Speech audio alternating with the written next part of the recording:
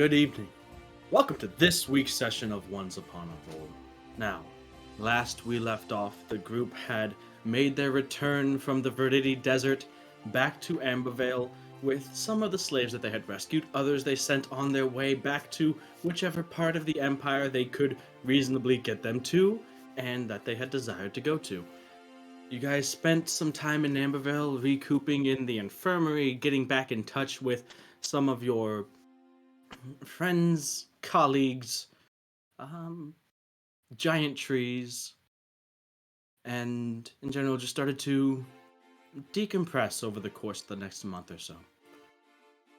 You got an invitation, specifically Dran Delavorn and Neredian, to be honored guests of this year's proving grounds at the Conquest's End ceremony. Now, that festival, the proceedings, and the party begins in about 4 days' time, from the point where you all had gathered together with your things and each other and decided to make the quick journey through a teleportation circle to one of the spires in the center of Vasselholm, one of the Phoenix Academy towers. Isaiah having cast the spell and given a heads up to those in charge over there, you guys walk into the drawn magical circle and are instantly standing in a slightly cooler environment on a stone floor surrounded by walls and sort of arched stone archways into other areas that seem to have similar looking magic circles inscribed into the stonework on the floor. There in front of you, waiting, are a couple other members of the Phoenix Academy clad in their black and orange robes, waiting to escort you out of the tower.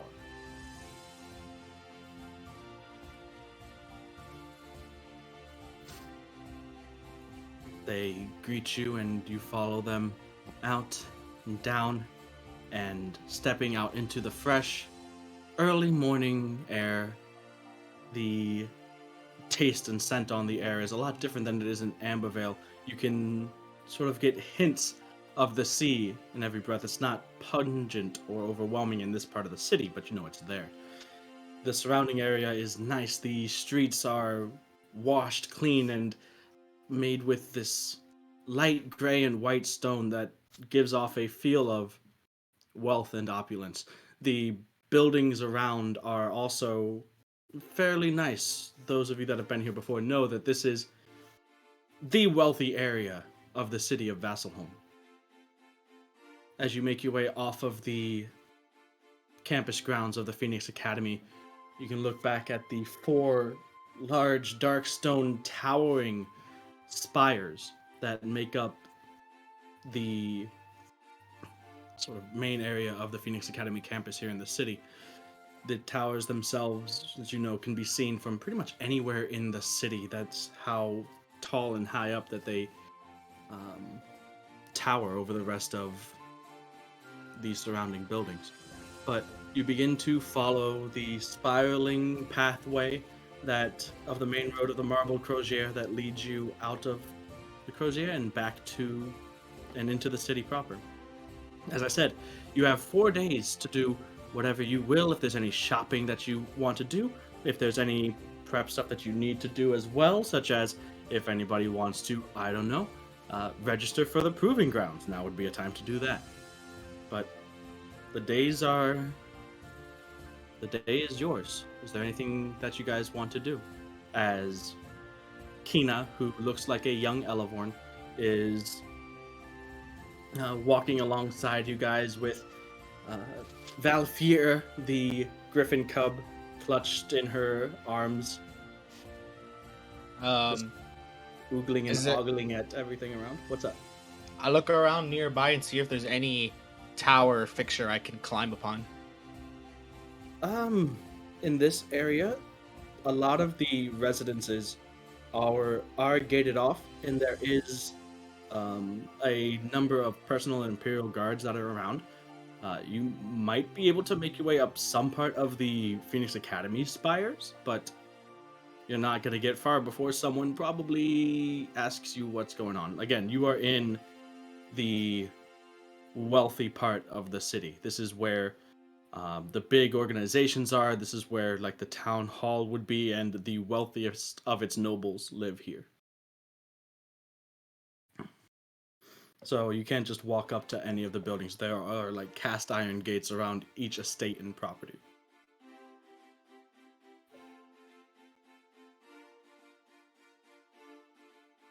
Wow, what a city!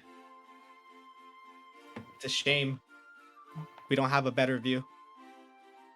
Oh, well, I've never actually thought about the whole view itself, but I'm sure you could find some place to get at least part of the view, but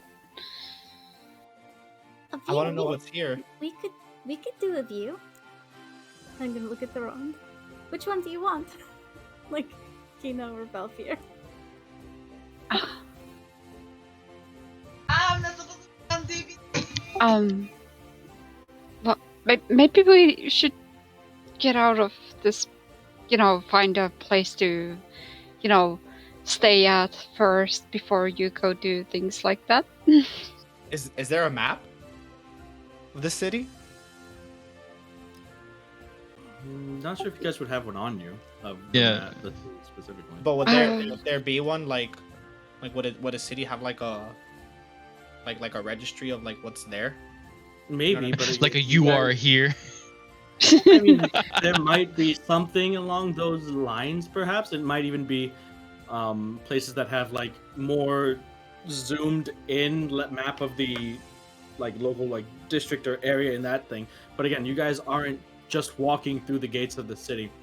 You are in the heart of the city itself right now. You've teleported into basically the center of Vasselholm.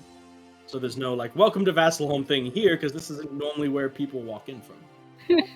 Can I look around and see if there are any interesting buildings that could be shops?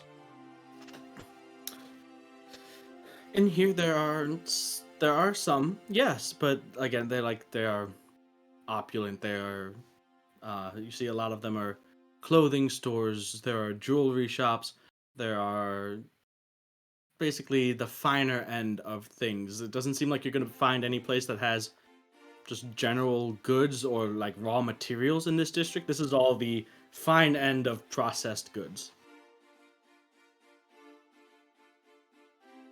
Is there anything in specific that you're looking for? I'm Cyril. Is this your first time in a big city like this before? It's my first time in a long time. I can't help but feel a bit overwhelmed. Well, let's figure out. Maybe, what do you want to do? Is there any place where you can get something to eat? Sure, we can actually double up on what Neri was saying a moment ago and grab a bite. Ah, a city meal. That sounds good, Dragon Knight. Durand is okay. Sure thing, Dragon Knight. Whatever you say.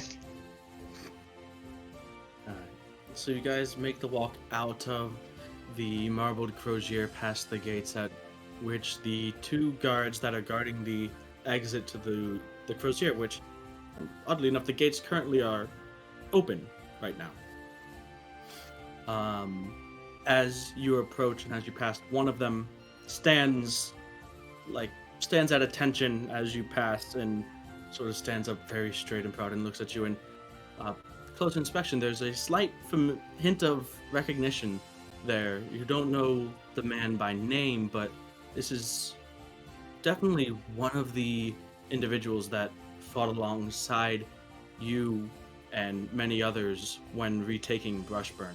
It seems like having that feather in their cap, that added to their resume, went far for some to find different lines of occupation as guards or who knows what else. Can I glance at him to see if he's looking at us? He's looking more directly towards Durand and Neri and Elevorn. Okay. I noticed that, and I asked Duran, Neri, and Elevorn, "Do you know this man? He seems fixed upon you." Uh, Gonna glance at the guy a bit better and probably notices. Don't don't really know. No, I'm not fully sure. No. He seems like he knows you. Well, we might have gotten ourselves some name or something. I don't know. I mean, I don't think we are under any inspection or anything, so we're safe. By this time, you guys are through the gates. I mean, if that Into- is what you're concerned, I mean, I hope not all the guards are this attentive. That would be... What's the word? Damn. Quite something.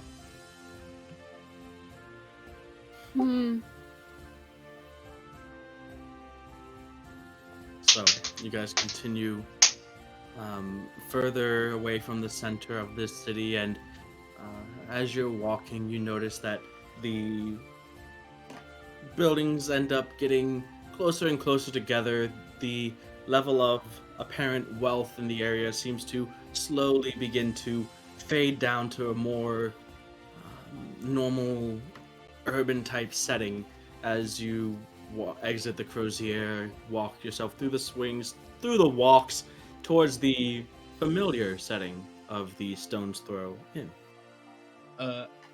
As I'm walking, can I make note of the buildings I'm looking at to see if I come across any shops I would want to circle back upon?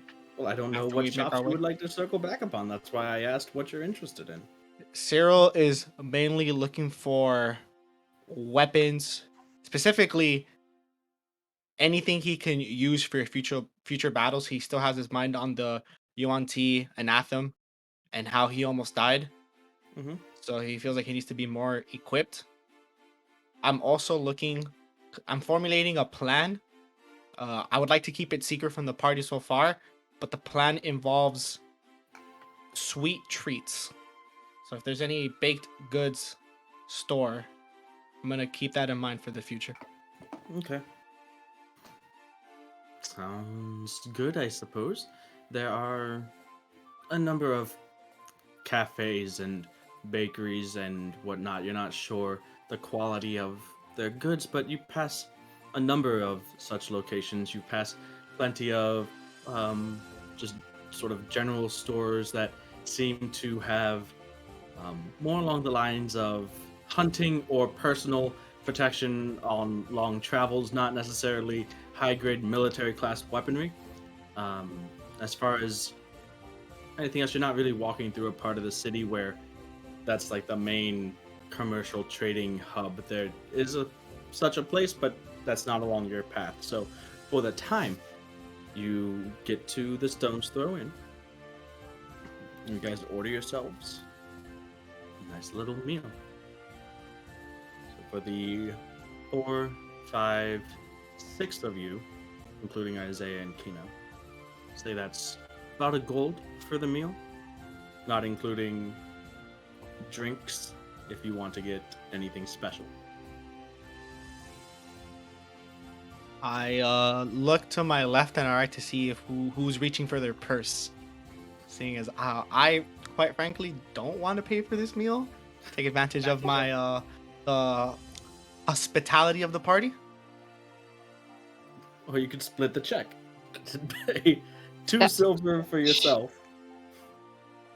I'll What's just this town known for? I'll just give the gold, and if there's any special drinks or anything, then that's coming out of anybody else's purse. What's it known for as far as food wise? Yes, what's the town known for? Like, it's by a port, so would it have like Food wise, seafood? It would have seafood. Yes, the better seafood is probably going to be the stuff that's right along the port. This one, as you're walking, you are getting closer to the walls that exit the city, so you are about as far away from the port as you can be at this particular inn. This is like the first inn a traveler would notice as they walk into the city. So while there is seafood, it's probably not as good as the ones down at the docks. There's plenty of stuff on the menu, though. Um, Different varieties of meats. There are local farms that are on the outskirts outside of the walls, so there's plenty of different meats from that and livestock. There's a forest that isn't too far away from the city itself, so game from hunting is on the menu as well. And again, as noted, there were farms there, so plenty of options on fruits, vegetables, and breads. Nothing is particularly exceptional, like, for example, the fish of Grandor or the wine and bread of Crestfield, but everything is definitely good.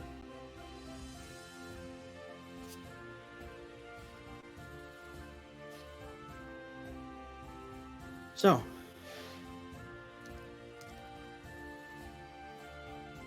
As I eat my food and look to the table that we're sitting in, I ask the collective party what it is they want to do. So, Nedadion, Olavorn, Duran, Connie, Isaiah. Since we have all this time, what would you guys like to do?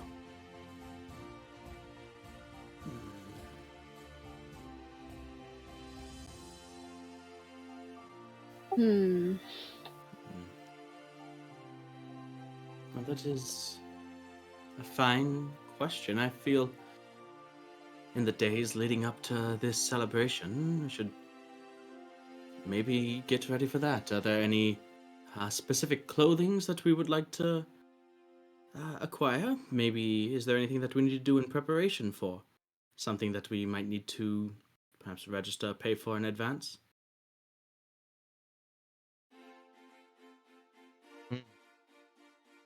Well, And what is the fee a fee? Depend the fee for what? for this tournament? Oh, I'm not sure. I've heard of the Proving Grounds. I know that Nedadian and the others here were in last year's.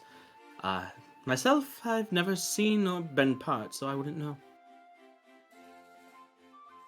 Oh, how much was the fee again? Trying to think, like, I'm just looking at the sea and trying to think. Dion doesn't remember. Okay. So, it was 500 gold. I know, I but don't know. Dion doesn't remember. Yeah. So question to the DM, is that a Yes. lot of money? Yes. Depends on what you want to do. In terms of a kingdom's coffers, probably not. In terms of an average person, absolutely. That could probably sustain them for Years. pretty much Years. life, if not years. Yeah. Yeah. For life, almost, yeah. If you just 500 were just a gold. common person that just went around and just like ate your food, paid for your house and whatever, yeah, 500 gold would last you a long time. Yeah, I believe it was somewhere around the rounds of 500 gold. Oh, 500 Nemo, gold? Nemo, I will last Nemo say. disappeared. I think Oh. she might have crashed. She dropped. And I have a nosebleed. Alright, Oh, no. everybody What the- pause. Oh, all right. You take care of yourself, Cele. I'll go check on Nemo. I put on break screen. You put on what? Break screen. Just a first small moment. Yeah.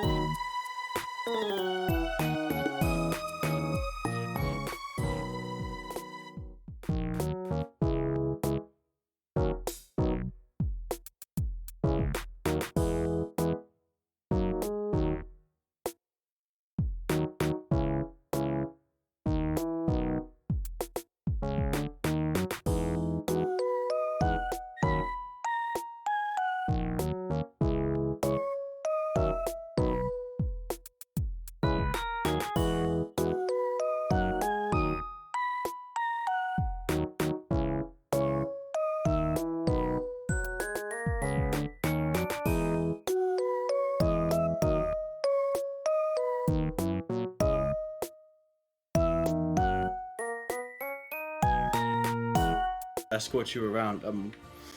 Cyril, it's gonna take you some time to get the, lay of the land. You could spend the rest of the day and maybe the next day or so just getting more familiar with the city. But Can I travel by myself? Like, am I traveling by myself at this point? Everybody's If you splitting want up? to. Yeah. Okay. You guys getting a room at the stone's throw, or what's the plan?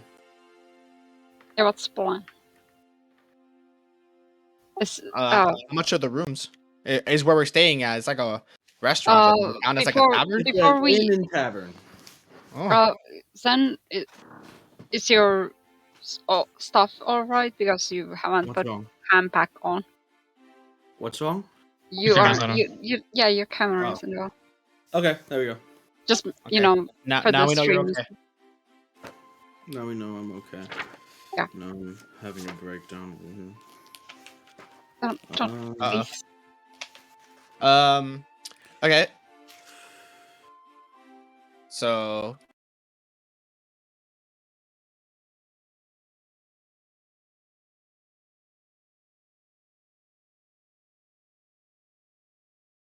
One's disconnecting. Ah, What world is the burning. heck? So the end stage here would be 5 silver a night. per room? Yeah. Okay. 5 silver per room per night. So Okay. how many days before the festival we came in? It's 4 days. You're currently 4 days before the festival. 4 days before festival, and the festival lasts for It's many- a day-long thing. just a day long. But as you were walking through the city, you would have noticed like the preparations are currently like going up, like streamers and banners, national pride type stuff are being hung and flown from the windows and across the streets from building top to building top. Yeah. Well, before we do anything too much, the stream is down at the moment, so The stream is fine. yeah, no, it's starting soon. Yeah, I have to adjust our voices should be coming through fine. I'm just adjusting the camera. Oh. Well, I don't have the voices on the stream because double Yeah. echo and stuff. What the fuck? That So if I would pay for at least for mine and Isaiah's room, so that would be how much? For 5 days, So I it'll think. be 5 Oh, days. So six that's 6.5. days. 6 days, 3 gold. Yeah, let's say 6 days just in case at the All moment. right, 3 gold then. 3 gold. Thank you, promise. I need something. Bye. What about Durand and Elevorn? And Cyril, you guys getting rooms here at the Stone's Throw? Just like old times? I say that it's my first time in a long time in the city. I would like to properly explore it. Of my Just own your- volition, the way I Yeah, want just to. but your room, Yeah. bro. Yeah, just your Yeah, room. yeah, just for a You're room, renting a so- room? Yes. Or you out on the streets? I mean, if you want to stay on the streets for the nights and stuff, that's fine too. But The streets in the city, funnily enough, aren't safe at night. I'll sleep in here. I'll buy a room. So that for 6 days, a room would be 3 gold. I'm just, got I'm money like paying that, bro? 3 gold for one room for just in case, because I'm not sure if we want to go right at the same day that the festival ends or something. Just-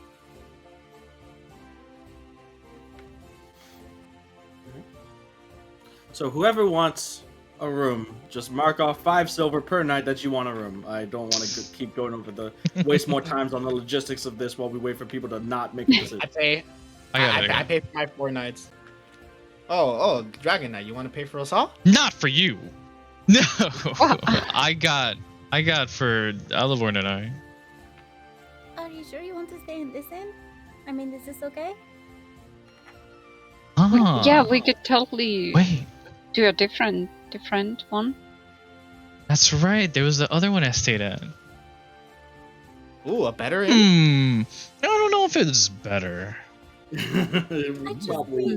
I don't remember which room it was that we were in, but or I mean, you were in. I wasn't in the inn. Hmm. Do you recall the name? I'll meet you guys there. Do I remember the name? I don't. Let me look There's around. a couple around. There's like the Dusty Drunkard and the Whistling Albatross and Ooh, the Dusty Drunkard. That sounds like fun. I think there might be fancier ones. There was the grotto thing, but that was in Marbled Crozier. I don't know if that was an inn. I am not sure. We really need to decide a place to stay though before everybody splits off. I vote we stay here. Well, I mean, he was almost killed in the room upstairs. They have the rooms. They have the rooms. We have the coin. Why not here?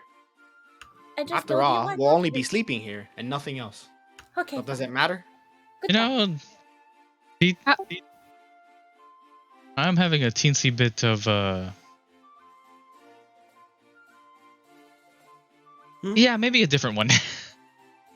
Definitively a different one. It could be nice to try another place. I don't know, you don't want to just go check to see if some of your blood's still around from a year ago? Oh man. Do I sense that? Do I sense that we don't want to stay here? Do you have a history in this specific? Am I Maybe? muted? I feel like No, you're not. No. That's cool. All right, good. What? You were very vague with it. I said you were almost killed upstairs. I don't know if you want to stay in this place again. Yeah. You said it Almost just killed? like that. Who Yeah. was almost killed in And this then- place? And then we're like, I I- guess there's no reason why we shouldn't stay here. So Fine, fine. Duran just raises his hand. Yeah, Durand had well, yeah, it was Durand who almost got killed over here. I saw the way fine you place, fought. I'm sure. How drunk were you?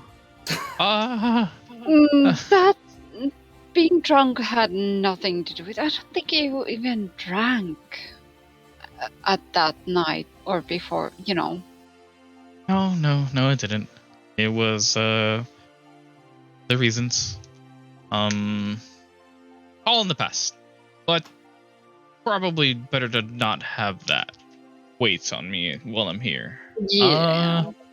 Let's just find another place, and then we can, if we want to, we can go off on our own, businesses, and then meet up back at the inn.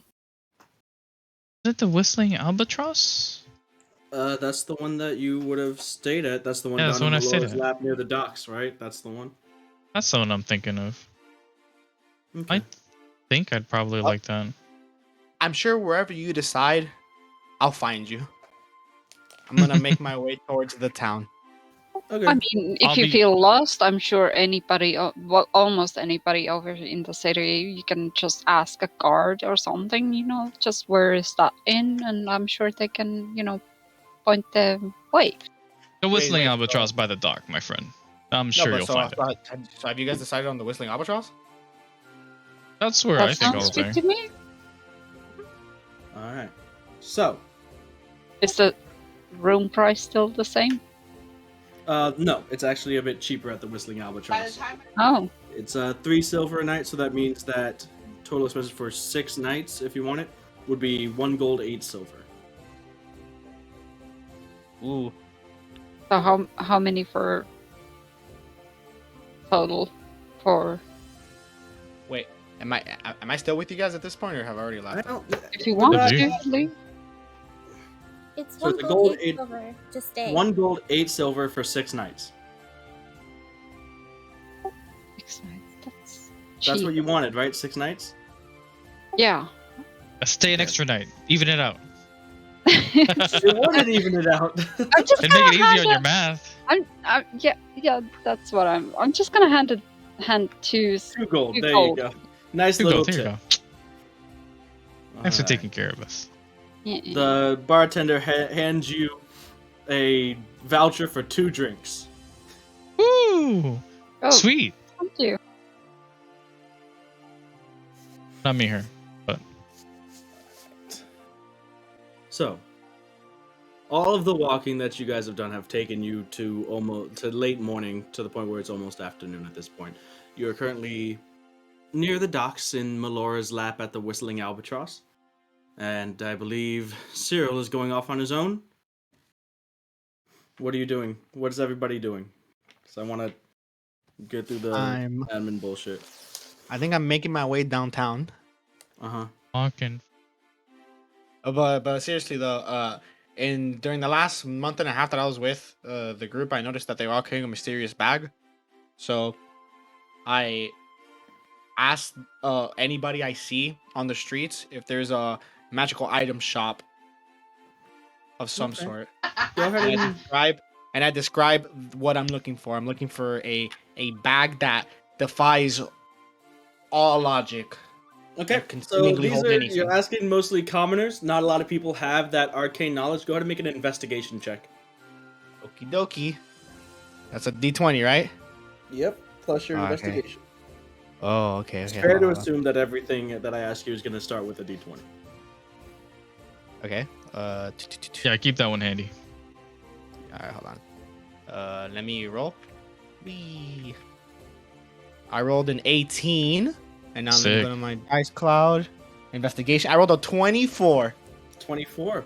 Yeah, you pass by someone as you're just walking around. You're walking around for maybe half an hour, 45 minutes, just asking anybody who'll talk to you about this stuff. Some people have no idea. Some people are like, I'm sorry, I'm kind of busy hanging up these streamers here. But eventually somebody does point you to an area called the Sink, where there are many shops, and specifically by name mentions a place called Elysia's Immaculate Enchanted Emporium. It seems to be the premier shop that sells magical items outside of the Phoenix Academy here in the city. Okay. And can you describe? I'm already like in front of the shop. Okay, and if I am, can you describe what the shop looks like? Yeah, it's a wooden stone shop, 2 stories tall. The second story itself does seem like it's a slight bit askew. The print, the paint and ink that makes up the fine calligraphy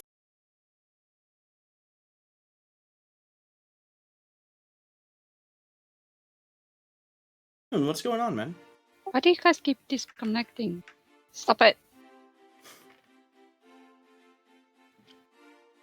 Not really The sure. paint does seem like it might be slightly enchanted as the colors just sort of softly change hues. The front door itself is flanked by two large, seemingly glass windows, and it looks like it's dimly lit on the inside. Ooh. I graciously make my way in there. Very good. Everybody else, what are you shopping? You said you want to go shopping, Dion. What do you want to shop for? Well, first, where is Elevorn? She's I'm there probably too. I want to go shopping as well. Elevorn, I'm not sure what your plans are, but I wouldn't mind if you have time and everything. I wouldn't mind if you would help me out with some things. Oh, sure, I'd like to. I mean, what kind of things? I mean, it's not. Uh, Is it stuff I could help with, really, or is it other Well, stuff? I mean, I think you could help with them because I mean, okay, I have bought clothes and stuff like that, but I want to buy something, comfortable for my mom and, like maybe a shirt or a dress or something like that. I just need some opinions on some clothings because you say now how I dress sometimes. Oh, that sounds really nice. Yeah, I'd be happy to help. Alright. I say, do you want to come along also, or do you have some other things planned? To Isaiah or Durand? To Isaiah. I didn't have any other plans, I don't think. I'd be hesitant to leave Durand on his own. What,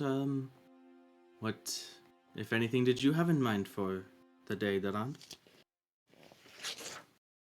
Mine didn't have anything planned in particular, so the ladies have a plan. Willing to follow? Alright, looks like we'll be accompanying you if that's alright. An extended clap. Maybe we'll find something for you too also. I can't wait. I Are think you I'm okay, but maybe. Isaiah? Are you I mean, of course we don't have to buy anything if you don't want to. I mean, I'm just saying. No, it's good. We should. It's a big event, is it not? So, yeah.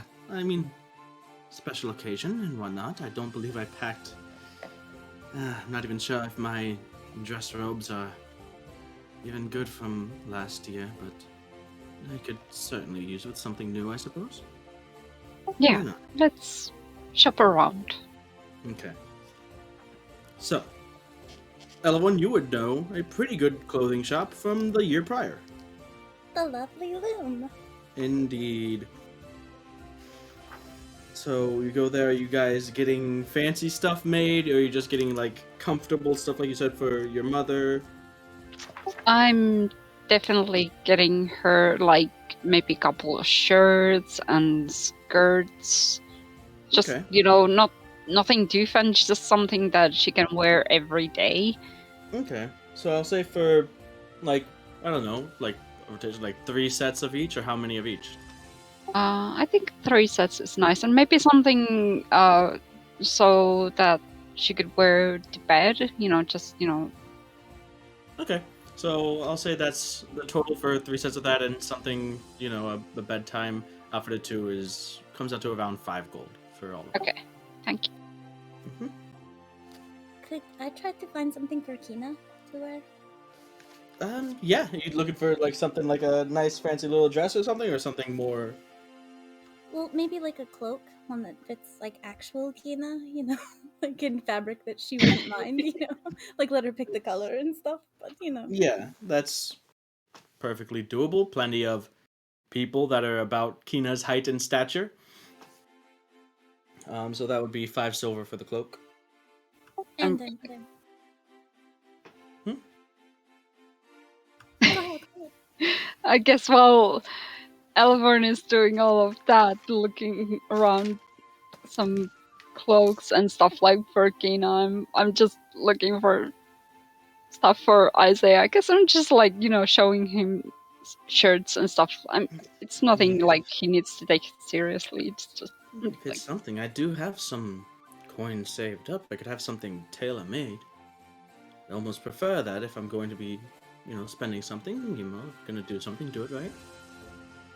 You're not wrong about that. I mean, sure, I'm. So Isaiah goes to address the clerk and one of the employees of this lovely loom about potential custom tailoring. Dadan just standing in the corner holding the bags. Daron just standing in the corner holding the bags. Gotcha. Could I find gloves for Kina too?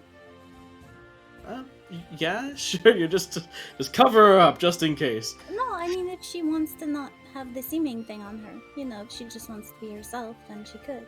It's, With the cloak and gloves and stuff like that. All right.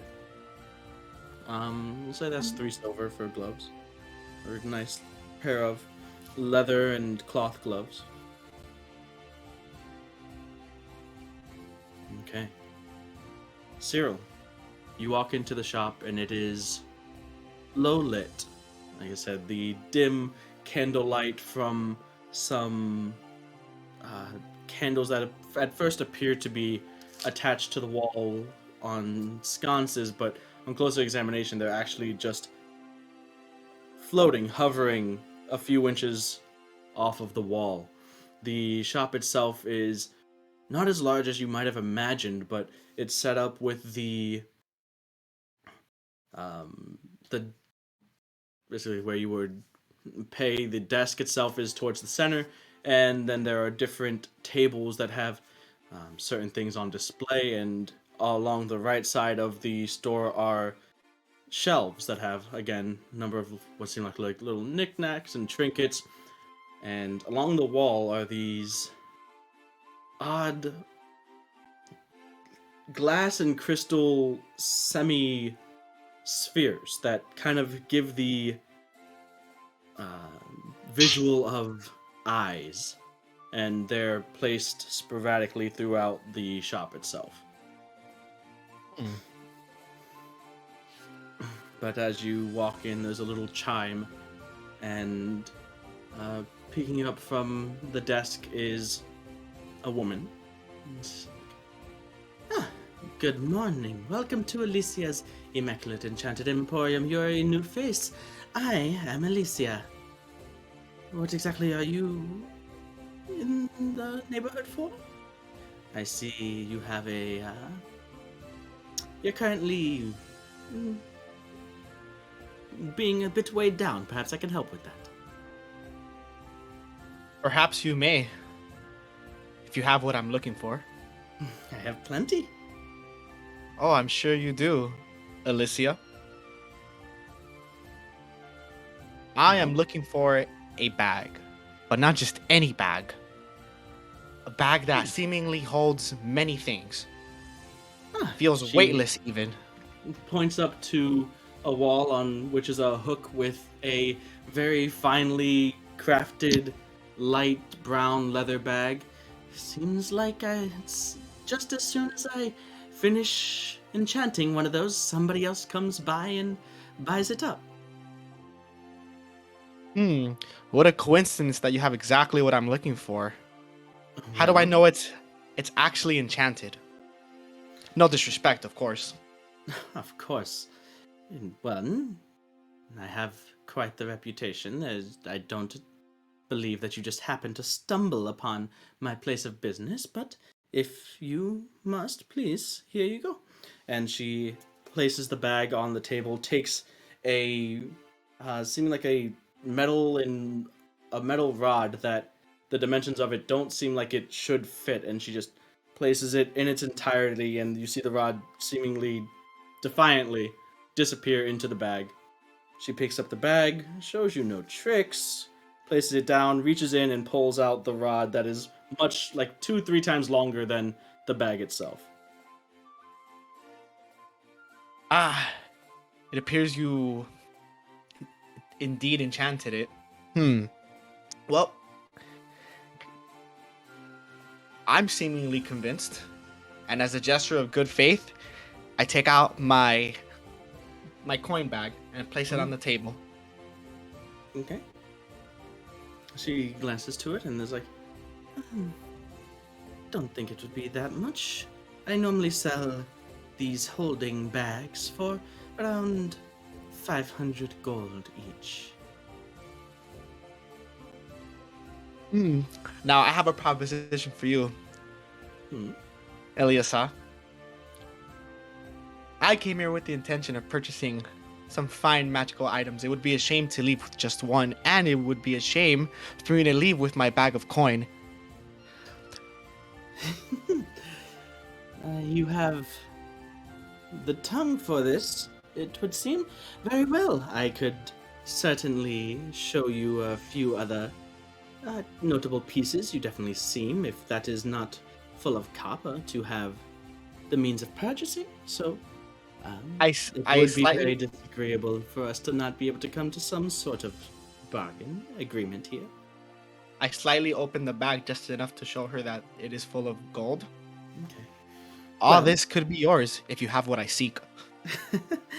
I'm not sure exactly what you seek, but I'm always happy to display my creations, such as this. And she holds up the long rod that she had used to demonstrate the bag's holdingness. And you can see she points it at you, and you can see that there's a small button near the top of it. She holds it horizontally, clicks the button, removes her hand, and the rod floats, hovering there midair without any assistance. It's like, feel free, go ahead and take it. Is that all it does? Just hold there. Please, go ahead and take it. I reach my hand forward and grasp it with my... You grab it, and as you begin to just pull it to maybe grab it, it resists and stays suspended where you are. You're not able to pull it from where it stays suspended. Oh, are you doing this, or is this the item? That is all in the enchantment. What else can it do? I mean, that is all. It could hold a significant amount of weight, certainly more than sturdy enough for you to use to climb, perhaps. Ooh. I may be interested. Let's put that in the back burner for now. All right. She reaches up, grabs it, clicks the button, and it comes away just as easily as before. Now, Well, here's what I seek. all right. I am looking for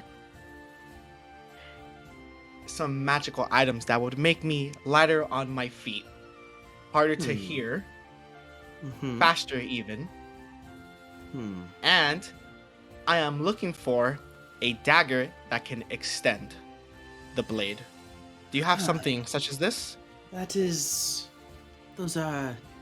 Well, the last one is certainly a niche request, and I normally don't create such things. I generally enchant things that have a wider appeal, you see. Unfortunately, I do not have anything that meets those descriptions, but if it is enchanted weaponry you're after, I do have a selection of daggers that I have enchanted. I'd love to see them. Well, she goes and she takes she points to a wall where you can see along it are daggers that are held by hooks, and they look like they're very nicely, very finely crafted, and as well as daggers, there are a couple long swords that are there as well. It's like now those daggers have been enchanted with a relatively simple but nonetheless potent enchantment that makes it easier for them to strike true, and when they do, they hit with a bit more punch. Ooh, I am very interested in that. The daggers themselves, they sell for 18 gold apiece, and you can see that there are 6 of them. Okay. The long swords, about 115. Now, Ilyasa, I have a question for you. Last question. Yes. Could you enchant any of these daggers to return to my hand or my purse? My person. It would take time, but How much I time? could. Oh, I'm in a well, hurry, that depends on- unfortunately. Unfortunately, there's not. It's not something that can be rushed if you want it done well. Enchantments take time to hold. I could. It would take me, if I really put my nose to it, about a week or so. And how much would it cost?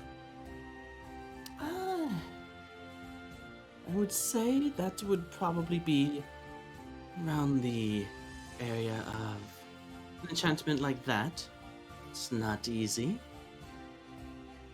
400 gold, I say. 100 up front, 300 upon completion. Ooh. Huh. Now, I'm sure both of us have something we want. You want the gold, I want the dagger and the purse. However, I think 900 for the total seems a bit too much. Let's say 650? That is a bit much. Now, I would be happy to perhaps part with the bag as well as 3 of the daggers, enchanted as are, no further work by on my part for such a price. Normally that would run you about 750 or so. I feel like 100 gold discount is mighty fair. I see. But is that singular dagger that I truly want? The others are just... Unfortunately, my time is a bit of something that I'm not as willing to haggle with. Would you be able to deliver it to another place? Certainly. I Well, do have my connections within the Phoenix Academy. They are very adept at getting around. well, let's waste no further time. I'd like to buy the bag and I'd like to buy the dagger. I'll take the bag now and you can send the dagger to a little keep. Have you heard of Ambervale?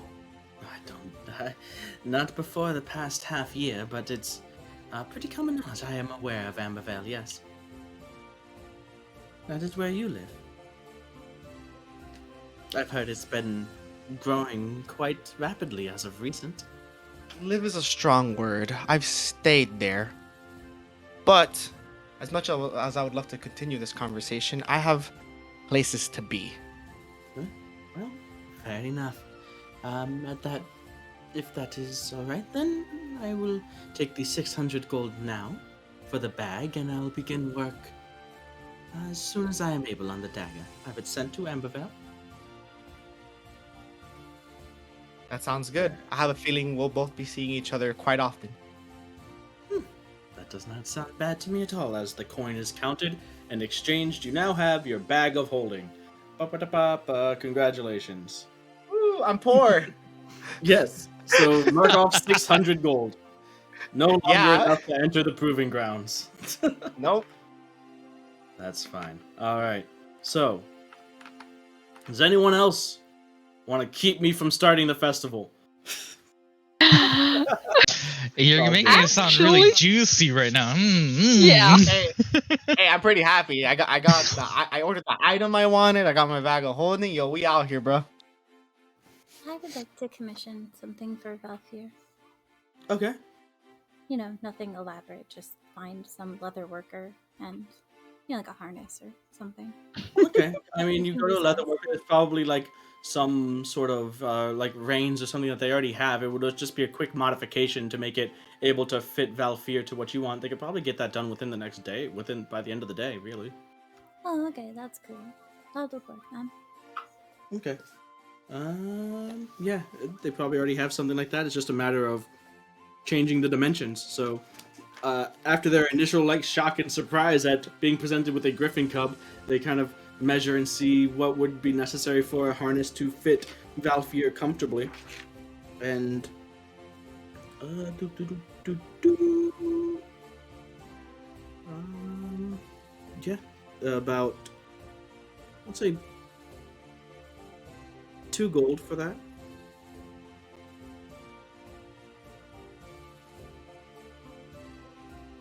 Because, ironically, oddly enough, there's no griffin harness listed in the player's handbook. What? Why? Right? I should have totally thought about that. Alright. So, Um, Hmm? I do. Maybe, probably not necessarily on this exact day, but not on the festival day. I do want to go buy something else. okay, what are you looking for? Well, I'm actually just. What? Maybe I should actually do it on the same day that we did all the others, as we are. I guess it's as if we are leaving the store that we were in and everything. I'm. Well, I mean, if it's something, is it something that you can't say? Like, I'm just. Elmore went to get harness for the Griffin Cup, gosh, and that could be happening at any time. Like, we're just talking about. You could step out for a second. I was gonna pick something up here. yeah, I'm just trying to think. Like, well, okay, I need to go buy something, just alone. I'm sorry, Isaiah, but I'll meet you guys at the inn. Okay, later on. I'm sure we will see each other over there. Yeah, sure. I mean, honestly, it's a. Remember when I gave you, the spell book, and Yeah. I said that I might have something else too. That's kind of part of it. What I'm, gonna try to find. So it's still a secret, though. Huh. You've piqued my curiosity. Well, if you need anything, just reach out, I suppose. Of course. And Gotcha. All right. So where you going on your own, Netadion, as Kina, Isaiah, Elavorn, Valfgear, and Durand go off? I need new fancy clothes. You need new fancy clothes? Yeah, I need new fancy clothes. I think I tore it up the last time I needed to use it for something. So you I want needed it for you want some new fancy clothes? I needed some new Just fancy something clothes. that'll fit you? Now, don't want to get it Something tailored. that'll preferably fit me, please, because I have experiences with this place and outfits that don't fit me. Yeah. Preferably. So, fine clothes is 15 gold. In this place, you'll probably have made a trip to the Marbled Crozier to get this. That's fine. Yeah, 15 gold. Oof. it's fancy. We got it like that, bro. We got it like that. Mhm. Yeah, clearly you guys do. I'm broke. Corazon. Yeah, I You chose went this. through like a family of four's lifetime, like going on a bag. Oh, in I'm a definitely bag. I'm gonna develop a relationship with this. Hold on, let me see her name again. Ilyasa. Yeah, bro. Alicia. Ilyasa. I call her Ilyasa every time, bro. Whoops. Whatever. I'm You gonna did. stick with it. It's Ilyasa. Fuck it. Maybe that doesn't make it typing out right. maybe typing out the name on the chat is, helpful. I wrote it on your note card, bro. I wrote it too. No, you didn't, you liar. I put it on there. It is also on the map. Oh. Oh. It's in like the, I don't know. I'm what is trolling. it? The list. Yeah. Oh. Trolling. We both I would've fucked up the pronounced spelling, it- bro. I would have pronounced it like Elijah or something. Hey, whatever. Anyway, sorry. Go on. Zen has a way with My spelling names names. are always normal. You guys are weird. All right, so I'm definitely weird, yes. where are you going, Netadion? I'm gonna head to the Vagabond Slums and to the Twilight Pint. Okay. You know where I'm going. Well, I didn't know this is where you're going now. So you enter I'm going the there now. Twilight Pint, the small, seedy little bar. Just like basically 25, 30-foot square. The barkeep looks up at you It's the hint of recognition.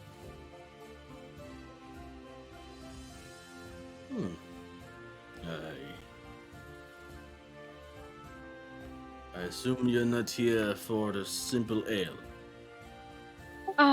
Not this time. I mean, maybe once I come back up here, but not right now. Very well. Come on then. And he gives a nod to one of the seeming patrons of the bar, who then stands in front of the entrance back out to the slums. You walk around the bar and lets you down the trap door that leads to the small hallway that leads to the underground tavern that of the Marion. You look over to where you kind of instinctively look over to where it is that you normally see him, and there he is, the deep red tiefling in the colorful garments, always busy with some amount of paperwork and coin and drink almost perpetually in front of him.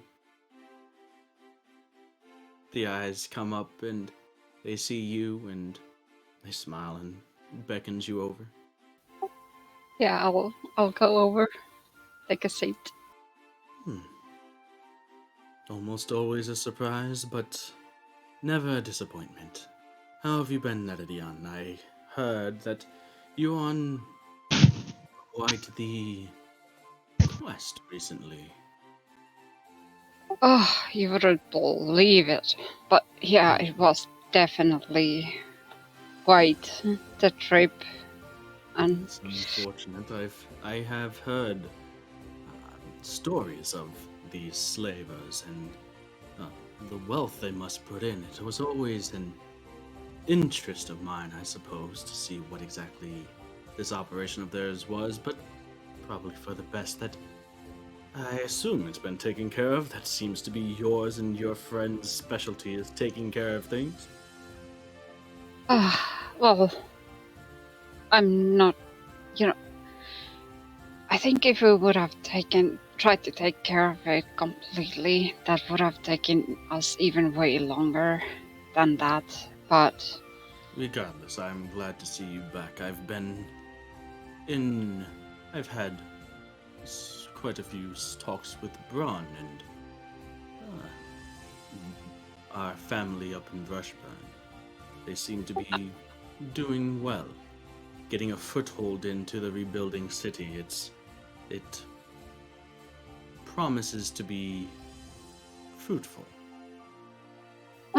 well, that's good to hear. I have been meaning to try to contact Ron myself too, but it's we haven't been home for quite long and all that, and it's been too busy, I think. Yes.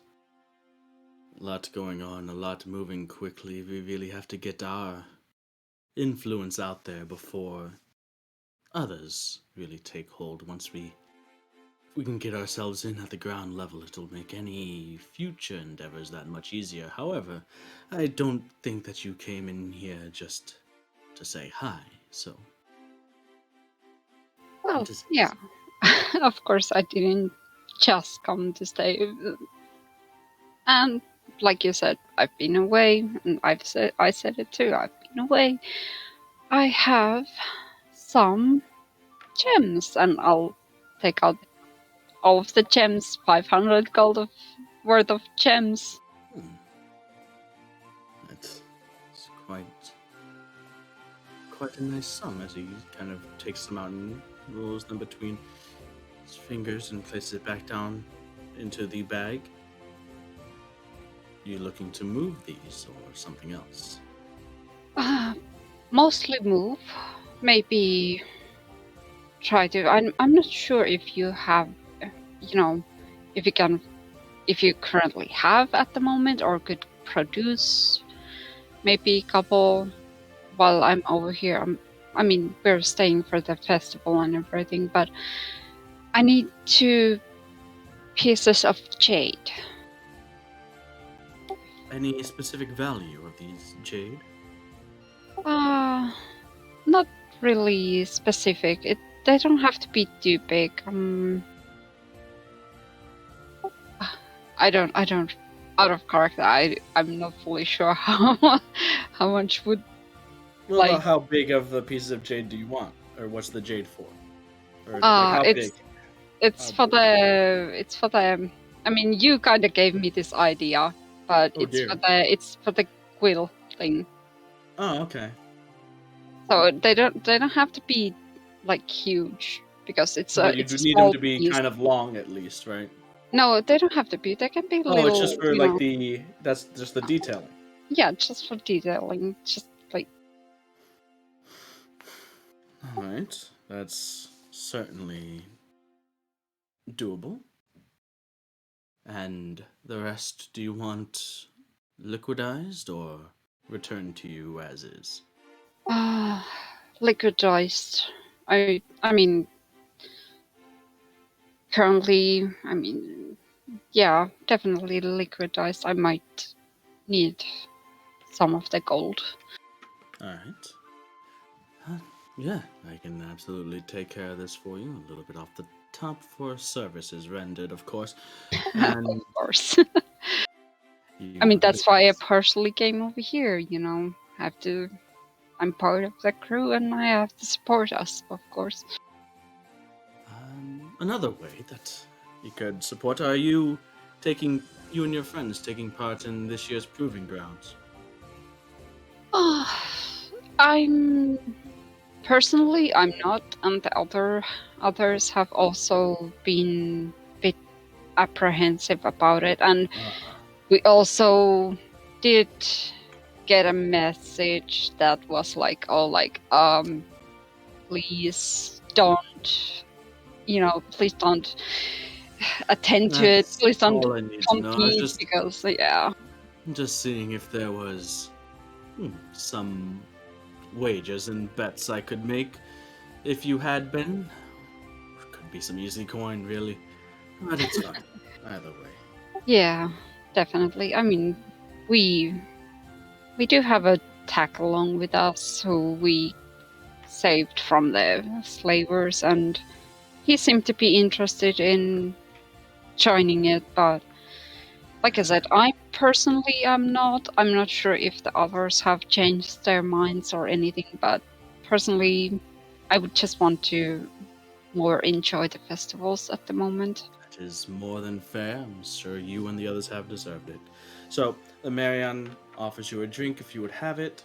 Otherwise, Of course. Yep, you share a drink with the Marianne, and Also, he can deliver me the gold and the two jades, later on. yeah, They don't have to he'll be find- he'll necessarily find a way even. to get it to you. Yeah, not. Yeah. All right. So, does anybody else need to do something before the festival? Hmm. Hmm. Hmm.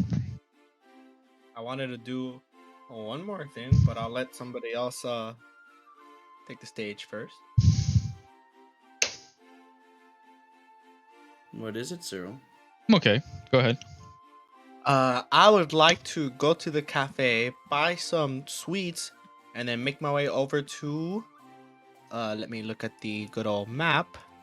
Do do do do do do do do.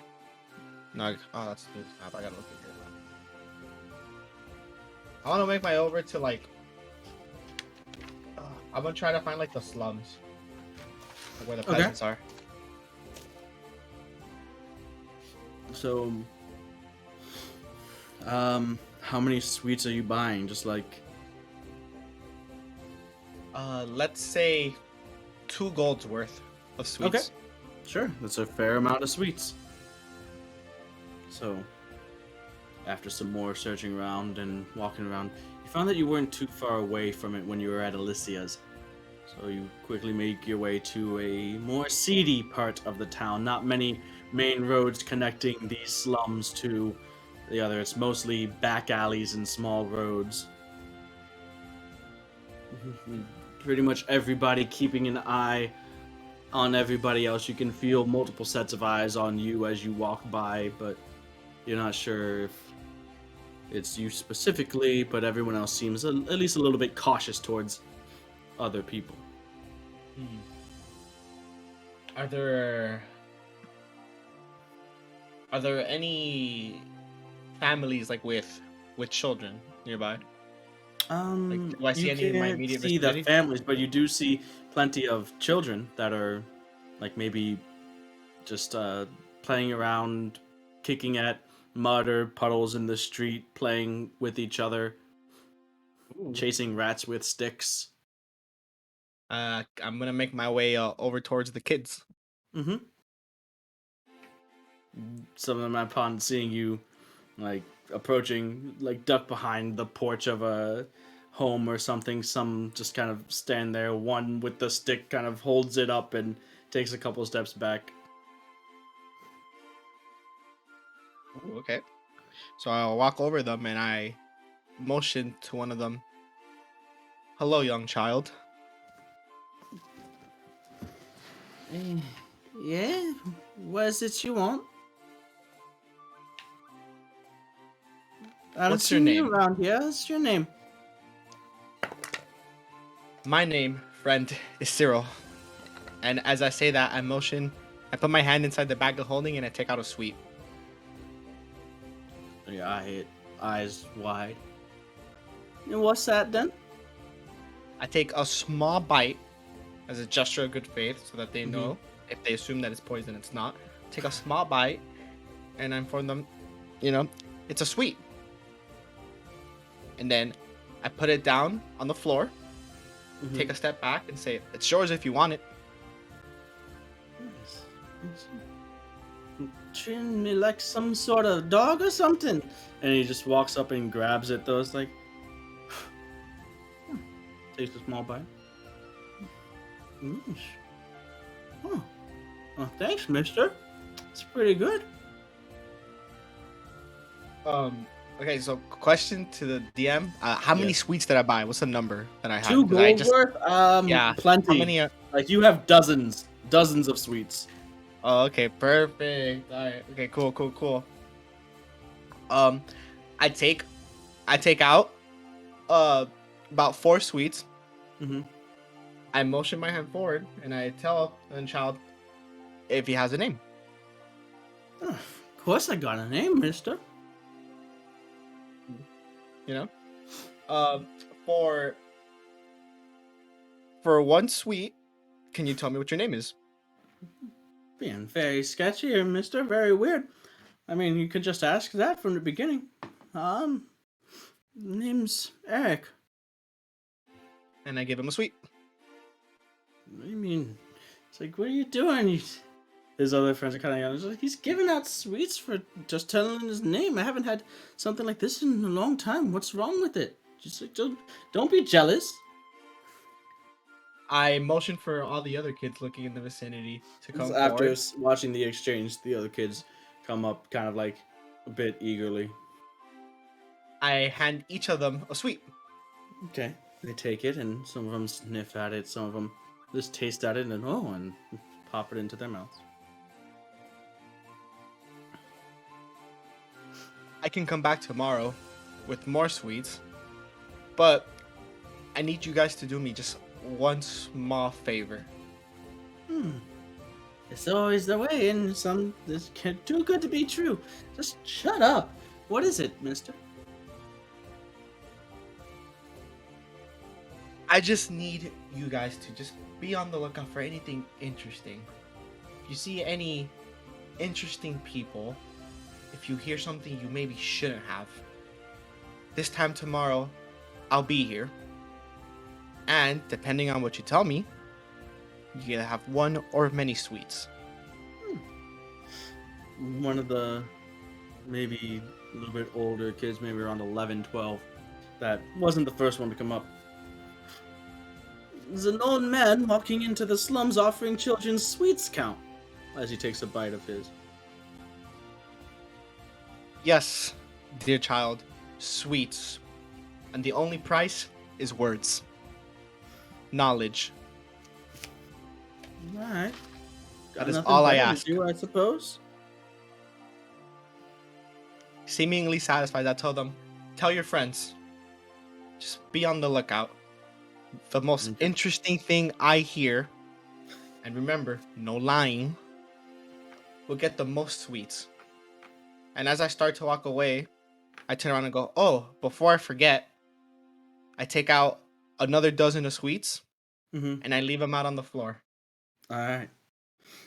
There will be more of this to come. And as you walk away, you can hear them kind of chittering and conferring with themselves. All right. So we might get to the fucking celebration this session, or maybe not at this point. So you're going back the next day. Yes. Okay. Anyone else? Is there anything that anyone else wants to do? Nothing that needs to be RP'd, I think. Just, Okay. chill out with Isaiah, go around the city. Sounds good. Yeah, I'd probably go fishing one day, I guess. Sure. Finally, Go Durant out gets and- to go fishing again. Right? No, Yeah, no. you rent a boat, you take it out like away from the docks, because the docks here are extremely busy, and it's like a big commercial port, so you can't just row out past these large merchant ships. But there are places that are maybe on the wings, maybe outside of the walls of the city, that do have places where you could row out and go fishing out of the shipping lanes. Next day, so you go back, nothing too interesting. Day after that, nothing too interesting. The day before the festival, you go back, maybe like a bit. These kids probably won't have anything again, but this time they say, all right, this time, no, we really got something. It wasn't about nothing about stray dogs this time. Nothing about it. We found out. By the way, you were right the last time. The cook down the road, he doesn't use rat meat in his stew. We were wrong about that. I'm sorry. But we got word, overheard. Bal over here, he overheard something in an alleyway while he was doing his business, and he heard something about some older people doing something. They said they were selling magic. I don't know what that meant. He didn't see them or what it was they were selling, but he overheard a conversation about selling magic. That's certainly interesting. You did well. I give him a sweet. Hmm. Now, where exactly was this alley? And if you can describe what they sounded like, well, what they Okay. were wearing, anything that could be helpful. Alright. One of the kids describes to you which alleyway he had seen it in, and even says that he's not sure which one was saying what, doesn't know which one, but he did tail one of them, and he watched him go back to a store, a sort of rundown, shoddy general store in the slums. Okay. Can you point it out to me? They Where's do. this store? It's like, it's down this way. He kind of grabs you by the hem of your shirt and kind of runs a couple blocks and points down the street. It's that building there at the end there, mister. Thank you. And then I give him a sweet. Now run along. You did well. He does. Make my way over there. I'm very interested Alright. in the selling The magic business. store, it's a bit shoddy.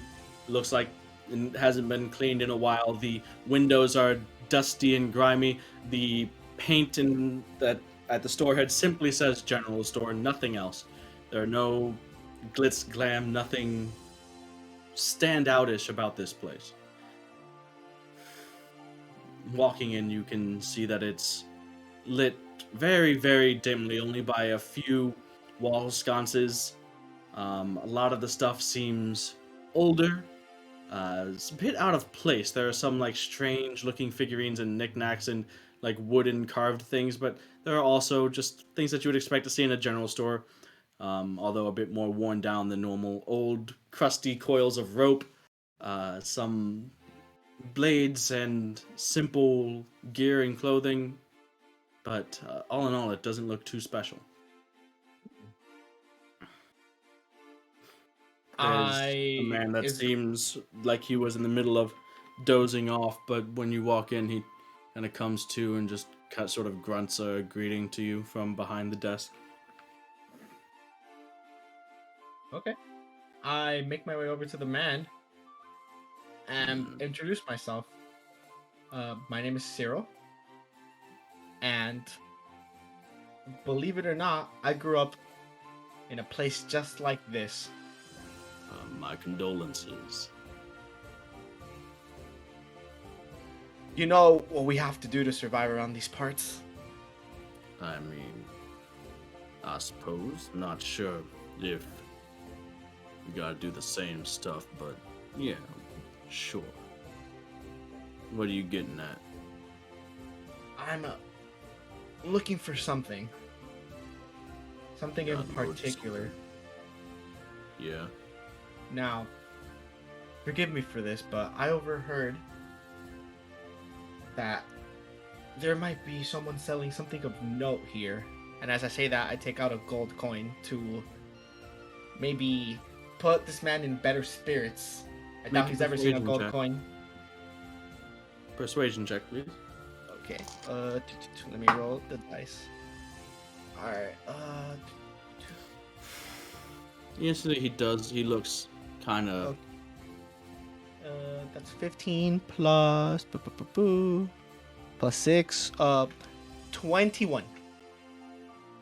He slides the coin towards him on the table and off of it into the palm of his hand. He does look suspicious of you. He doesn't know your face. He doesn't trust you, but I've got what you see here. May or may not have a bit more interesting wares, but that's for VIPs. Friend, for what I'm looking for, you may see more than just a single coin. Well, not sure if I've got exactly what you're looking for. It's more of a specialized service I provide to those in the know. I look to my left, to my right, and behind me. See if there's anybody that shouldn't be in the shop. I don't want anybody to overhear. And then I beckon the man to come forward over the counter with a finger. He leans in a little bit closer, but doesn't get too close. His guard is still obviously up. I lean into him and I go, "My good friend, I'm looking for magic," as I whisper it. Oh. Well, why didn't you say so? And he goes and he looks around, looks over your shoulder, and from underneath he takes out this small box with perforated holes in it, and each one is holding a small vial of this silvery looking liquid. Ooh. These, my friend, are potions. They'll give you a quick kick, make you faster, make you more nimble, more agile. The world itself will seem to slow down for a time after you drink one of these. My, sounds a bit too good to be true. Don't think that. I'm sorry, if you don't want it, then that's fine. Oh, no, my good sir. I definitely want some. Well, sell these here for 15 gold a dose. 15 gold a dose. Now we can I can divvy it up into smaller vials, smaller doses if that's what you need, but it can't guarantee it'll have the same effect as if you took one full vial. Ooh. As I'm talking to him, I expect to see his build. What does he look like? Does he look strong? Like, is he buff? Does he have any sort of weapon on him?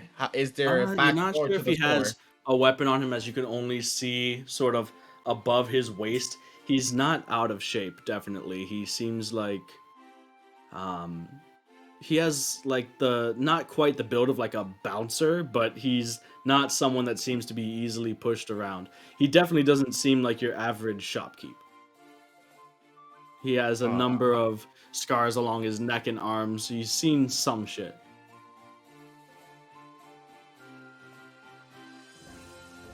ooh. 15 gold vials. How many vials are there? From what you see there are currently 5. Hmm. I tell the good sir, I'll be right back. I need to go talk to someone.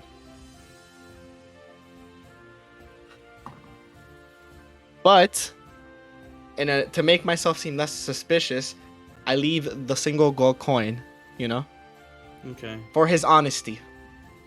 Okay. He still is suspicious, but you go ahead and you leave. So I make my way back towards where the children were, Okay. and I motion them to come forward, huddle up around me. Okay.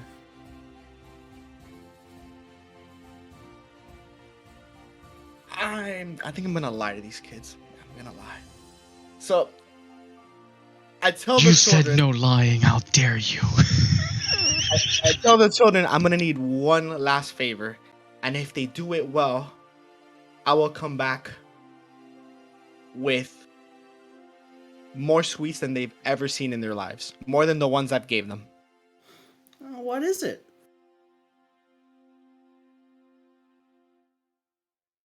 I motion towards the door, Okay. and I tell them, when I come out of that door, don't let the other person come out. Stall them. And whatever they say, call them a liar. They look towards the door, and there's obviously like a look of like fear on what you're asking them to do. And it's like one of them starts to talk. It's like, no, there's no way we'd ever mess with. Hold on, hold on, hold on. You don't speak for all of us. Now that's a big ask there, mister. What do you say to giving some of those sweets up front, Question to the DM. Do I still Yeah. have any sweets at this point? I mean, you haven't. You like I said, you've had dozens. At this point, the ones that you have might be a little bit old and stale-ish, but they don't seem to mind. Okay, well, I take out 2 or 3. I let them get close enough to see them, but I dare not let them touch nor taste. I don't want them to notice that it's stale. But I'm just saying, like last thing you said wouldn't get us in no trouble. This is gonna get us in trouble. We don't normally mess with those types around there. They're pretty rough men to get on. You don't want to be on their bad side. You're gonna have to be kind of sweeten the deal, as it were, if you're gonna want to enlist our help with this one, mister. sweeten the deal. Have I given any of you a reason not to trust me? I come by every day, even when you gave me these useless whispers of a dog, of men relieving themselves on the streets. Still, I'm I gave sorry. you sweets. And now you question my goodwill? Well, none of that led us in the face of danger. My good child, my word is true. If I say you will be getting more sweets than you've ever seen, I look him in the eye and I lie as best as I can. I give you my word, child. This will be worth your while. Unfortunately. Go ahead and make a deception check, I guess. Sure. Okay, we out here. Oh dear. Okay,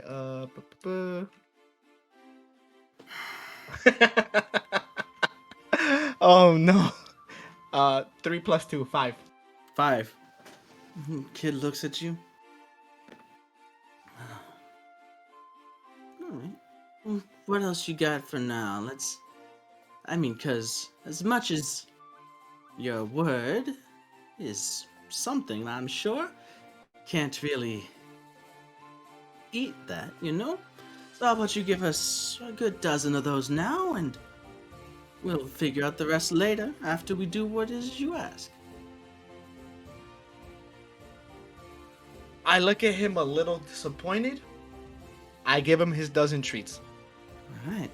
Well, I guess we'll just wait here for whatever it is that you're doing then. As the kids kind of begin to gather around and pick up sweets and gobble them up. As I walk back towards the shop, I drop sweets one by one to make a little trail on my way there. Okay. Do that. I gotta lure them in, you know, because they have any doubts. Walk. They kind of keep their distance, but they at the moment they're just kind of following, tailing behind you. You walk back into the store, and there's the man that was there. There also seem to be 2 other patrons now in the shop. Ooh. Perfect. This works well in my favor. Okay. I walk back towards the man, and I go, sorry about that. Some business I had to attend to. Now, can we trust these people in here? They seem to be occupied with their own thing right now. Just as long as we keep it natural, should be fine. I look to my left slightly over my shoulder to see if they're looking at me. Okay. You catch a glance. One of them seems to just be going about his business, looking at some things. You do see that as you looked over towards one of them, he was kind of looking back towards the 2 of you, but once you look back, he does hold your gaze for a moment just to not seem cowardly, but then just kind of sneers and looks the other way and continues to walk through, like taking out a length of rope and examining it. Okay. As I'm having this conversation, I motion one hand slightly towards my coin purse, and I open it very slightly. Okay. Not enough to raise any checks. It doesn't look like I'm going for a weapon. Just opening the purse. How much magic were you interested in? How much magic are you selling? Everything's for sale. Well, friend, assume money is of no concern of mine. Well, I've got a few vials. The whole batch of it'll run you about 75 gold. Are all the vials out in the open? Are they like in a not box? Right now. He put it away since you had last come off. He hasn't taken it back out yet. Okay. I lean forward and I go, fetch the vials. I'll fetch the coin. Show me the coin. I've got the vials right here. And he kind of motions to under the desk. Was my gold coin not enough? As a gesture of my finances? I mean, I've seen the coin, and he takes the case out and kind of takes a step back away from the desk. And I've shown you the vials. He puts them back under the desk. Well, what does that really mean?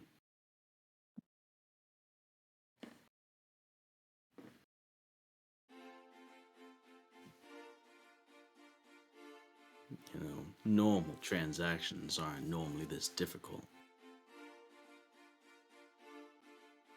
No, they're not.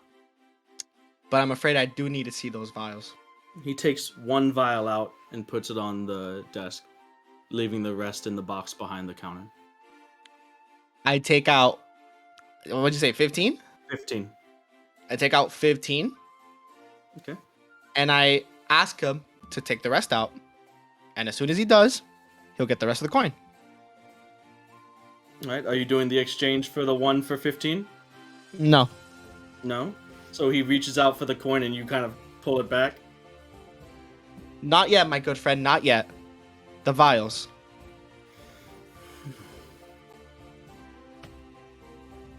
He takes out the vials, looks to you and around you. As he does, he places it on and then, just watches you carefully. It's more on his side of the table than the others. Okay. What do you do? At this point, here's what I'm going to do. Okay. With my right hand, I'm going to toss those 15 coins on the floor to try to make a distraction. Mm-hmm. While with my left hand, I try to grab as many vials as I can and make a break for it. All right. Go ahead and make a sleight of hand check. For the quickness of your hands. Let's go. Oh, that is 4 plus 4. That's 8. 8. So you kind of clumsily, you just toss the coin into the air. You go and you reach for the vials. You grab a handful of them. Some of them clatter onto the desk and off of the table. And you turn and bolt with about 4 vials in your hand right into the waiting. You just turn and you run straight into the 2 men who were there formerly perusing, who have since moved to right behind you during this transaction. Wait, hold on. I have a passive perception of 20. How did I not notice that they went right behind me? I've been rolling dice this whole time. Come on. Well, they're not right behind you, but they are definitely in the path leading directly towards the door. Last I glanced, they were right behind. Like, they were checking out, pretending to check out. There's been a lot of shady dealing. They weren't in here before. This shopkeep brought them in since you came in and was like, hey, you got this illegal magic shit? I want to buy it. Actually, hold on a second. I gotta go talk to somebody. Yeah, he has dudes waiting. No, not a good plan. You don't run right into them, but you turn and they are in the aisle blocking your exit. Are they completely blocking? It's not a very large aisle where you could maybe make your way around to one side, but there's 2 of them in, just think of it as like a Walmart aisle. They can probably block it off pretty well. There's more to the shop than just the central aisle, but that's what you have there. Okay, well, I hope I don't regret this. I pop a vial. I open one vial, I take a chug, and I try to escape. Okay, go ahead and make a Constitution saving throw, please. My favorite. Ah, you fucked up. 6 minus a 5. So 5. All right. So you go and you're like, catch me if you can, fuckers. You take a large swig of the vial and it's horrid. It stings all the way going down instantly. Your eyes are watering. Your vision goes blurry, and the room itself starts to spin. You are currently under the effects of the slow spell. Oh no. All right. Damn, bro.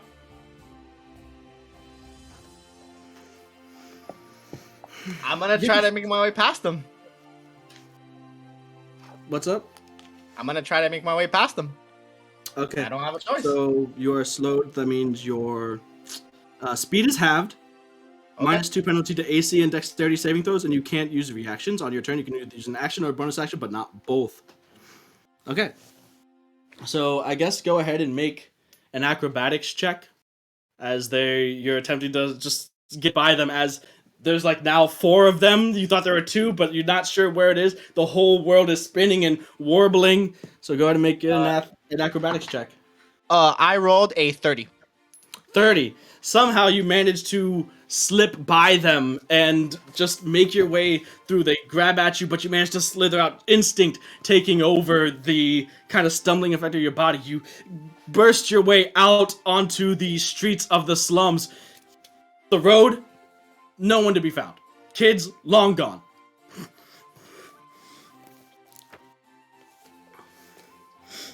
And you just make your way out there with your half speed. If you chose to dash, you would be able to like take a normal pace, but you are like sort of drunken running essentially is what you're doing. You are staggering. You can't run in a straight line. The buildings are seeming to like close and warp and bend in on you. Go ahead and make another Constitution saving throw, please. Okay, hold on.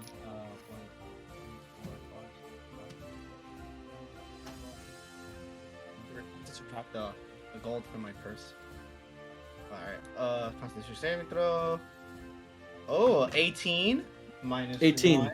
17. 17. Okay, so the effects, like the adrenaline starts pumping. You start to sweat, and you're like, I gotta something. Fuck. I gotta get. You start to get focused, and while it's still kind of swaying and stuff, you do manage to get some sort of equilibrium and bearing on where you are and what you're doing, and you sprint out. The others that were there, they have come out now, and they are giving chase to you.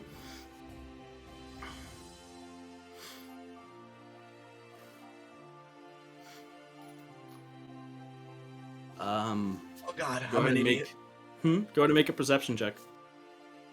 Ooh, okay. I'm trying to see. You've been to this place, into the slums for the past, past while. You've been here every day since you started coming here. So looking for the way out, basically. I rolled 26. 26. Okay, you are looking for like the way out. You're recognizing. You know now kind of where to go, although everything is still sort of warbly and looking strange, but you manage to exit, run out of the slums, and the men that were chasing you begin to slow down as you exit into the area of the sink and the walks. They're like, we ever see your ass back here again, you're dead, Cyril! Oh god, what was I thinking? Oh god, I'm such an idiot. Oh no! Okay, does anyone else want to try to steal and then ingest drugs? Hey, but I lived though. No drugs. Maybe No still, but no drugs. drugs. Hey, yo, dude, I'm not gonna lie, I survived though. For now. Did you though? Yeah. You don't know what the for drugs now. are gonna do to you later, bro. Oh my god. No, I'm good. I have done my business. Okay, so I'm playing nice this round. I guess Cyril would make his way back that night, the night before the celebration. You're all in the Whistling Albatross. It is a bit rowdier than the Stone's Throw. It's a bit more of a lively, lots of sailors and dock workers, so it gets kind of hectic at times. But you guys are all there when Cyril comes stumbling in, one sleeve maybe partially torn from where it was grabbed by one of the thugs, and his face a bit. He seems sweating. He's going through. He's coming down off of his bender, basically.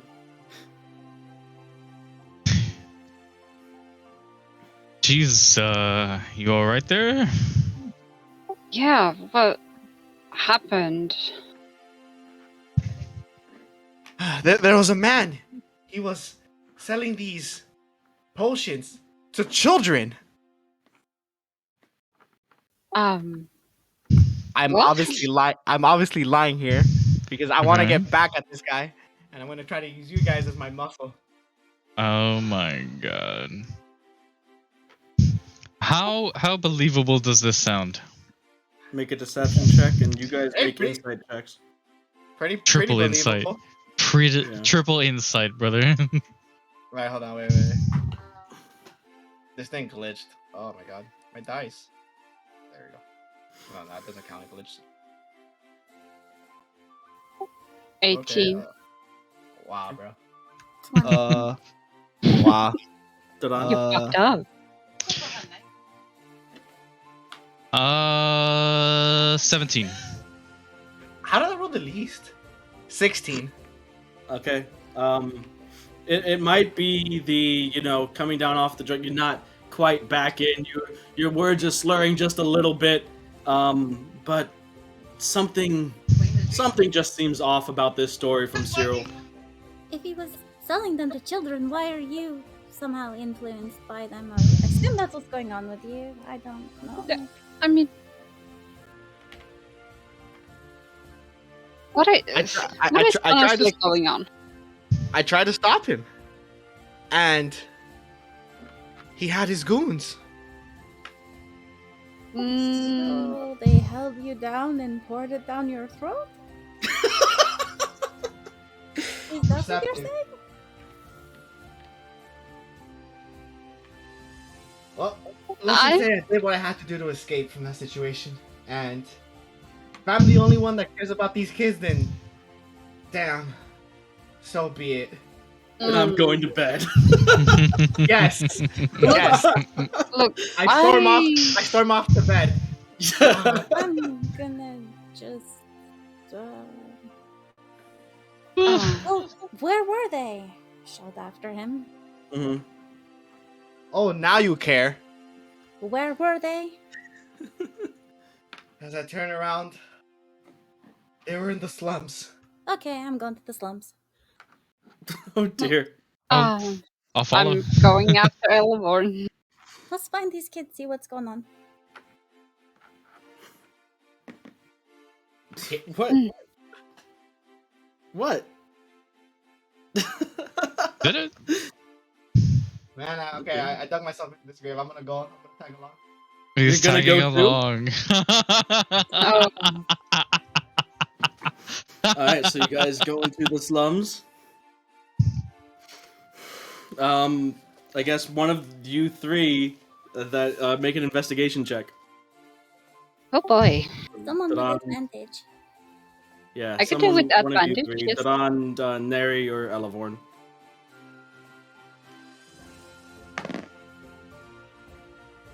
And I put my hand under on his shoulder and be like, do you see anything? And guide him as well. Oh, let's see. What is that? That's Investigation. It's 20, 24. 27. Okay. Holy crap.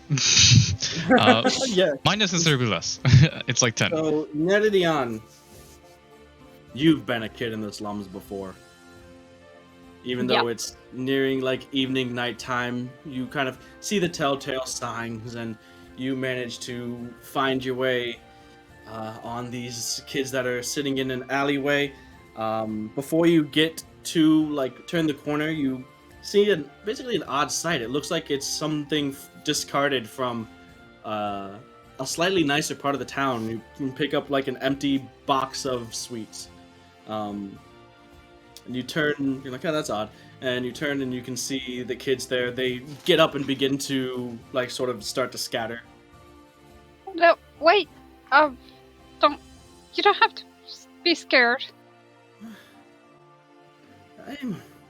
No, I don't know. I mean, I've seen you come by here, lady. That one, no, we can't. No, sorry. We don't know anything. We don't know anything. I'm gonna like look at Laverne and Drond. Do these kids look under the influence? No, they don't. I'm not good with kids. I'm course they're not. I'm sorry. We can't. Oh, no. Why are you back here already? Wait, Damn, what? This guy's an idiot. This guy's. I was like, we have to tell him. We were. They'll come after us if we don't let them know that we saw him. Maybe we we can help. Let us know. we What's have going to. on? It's man down at the store. He runs. He's kind of runs things around here. Wanted to say if we saw that one, pointing at Cyril, around here again, we gotta tell him.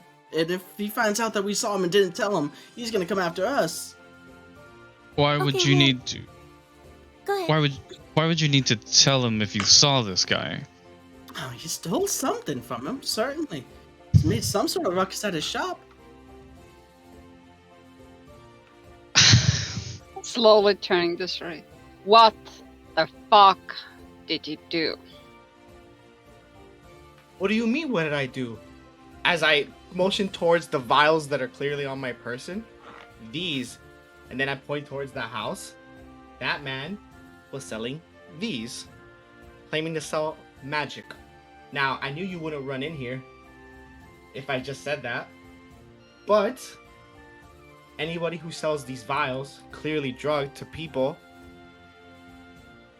he shouldn't be doing that. So you stole them? On drugs? I did what I had to do.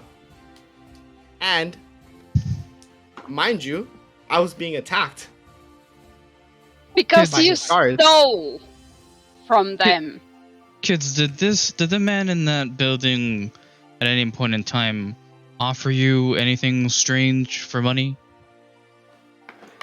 I mean, we're expected to sort of be their eyes and ears. They run things around here. They give us a couple coin, maybe a half loaf of bread from time to time for being their, eyes and ears in the streets. Let them know what's going on. But no, whatever they're selling, we couldn't even hope to afford that. You notice that there are 2 less kids than there were before. Okay. Blaming them brutally? So Zero, I mean, it does it. we don't know exactly what kind of stuff they run around here. Last we told that guy is the first we kind of heard about whatever this magic was. Wait, why did you tell? What? You told him about the magic? Yeah, he'd been coming around here for the past few days. Gave us candies and stuff to let him know what kind of weird stuff was going on around here. Elevon is just staring at Cyril. Something ain't adding up here, brother.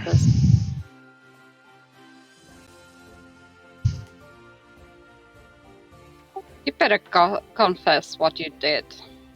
I'm fast. I told you what I did. Did you not listen? We listened, but it didn't really sound, you were telling the truth. I just told you. I have these files. I got it from that person. No, You told us stole you were them. selling them to children. And then you decided to steal them because they were supposedly selling them to the kids and they're supposedly trucks. Give me one of those. You can I'm have all of them. It's supposedly magic. Yeah, and You guys magic hear isn't footsteps always, approaching? drugs. You guys hear, a good amount of footsteps approaching from maybe down the street. Them echoing on the dirt roads through the alleyways. Alright, kids, well, let's see if we can get this story straight. Can you take us to the house of the gentleman See that one this guy like, is taking? They're coming! Yep, they're coming! And the kids disperse. I'm just looking at one of the potions, and It's a vial about this big. It's full of silvery liquid. does, can I make an Arcana check to see You if can it, make an Arcana check. Go ahead. to make sure if it's magical and stuff like Sure. that,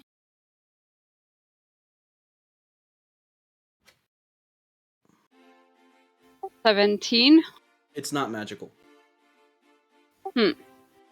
Oh, well, it's definitely, apparently it's not magical, at least to my knowledge. Elevorn, do you wanna, you have more knowledge about different kinds of potions. At this point, a small gang of people turn the corner in the alleyway, facing the 4 of you down. You see amongst I'm them, here. Cyril, the 3 men that you recognize. The shopkeep being one that's standing near the back. All of them seem to be equipped with clubs or short blades.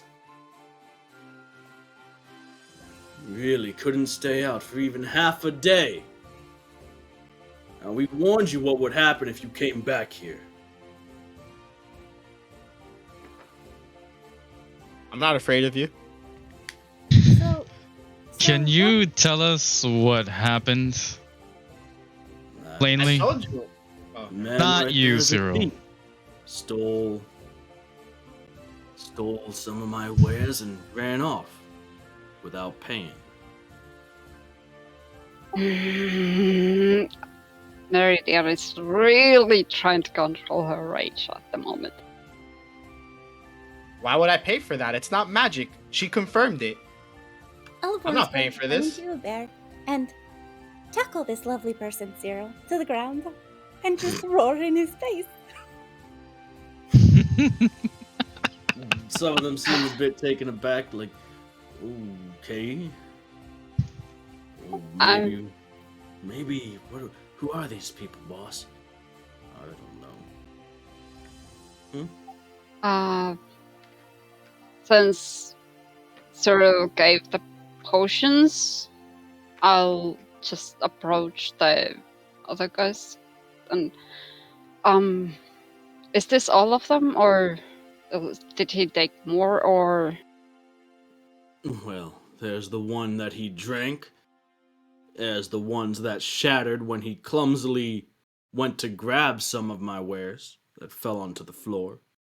Are you really And gonna believe this staring guy? over as you're pinned on the ground by a large cave bear right now, Cyril. Oh my And it god. is growling. Just growling. Now, I recognize you, though. You're... look pointing to you, Neredion. I'm smiling, kind of sweetly. I'm trying to. I'm trying to phrase his words. You're a regular down at the Pint, aren't you? Yes, I am.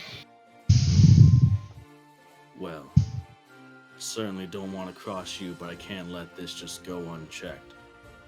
I'll expect payment for what he took, what he drank, and what he broke, and whatever you feel is compensation enough for damages accrued.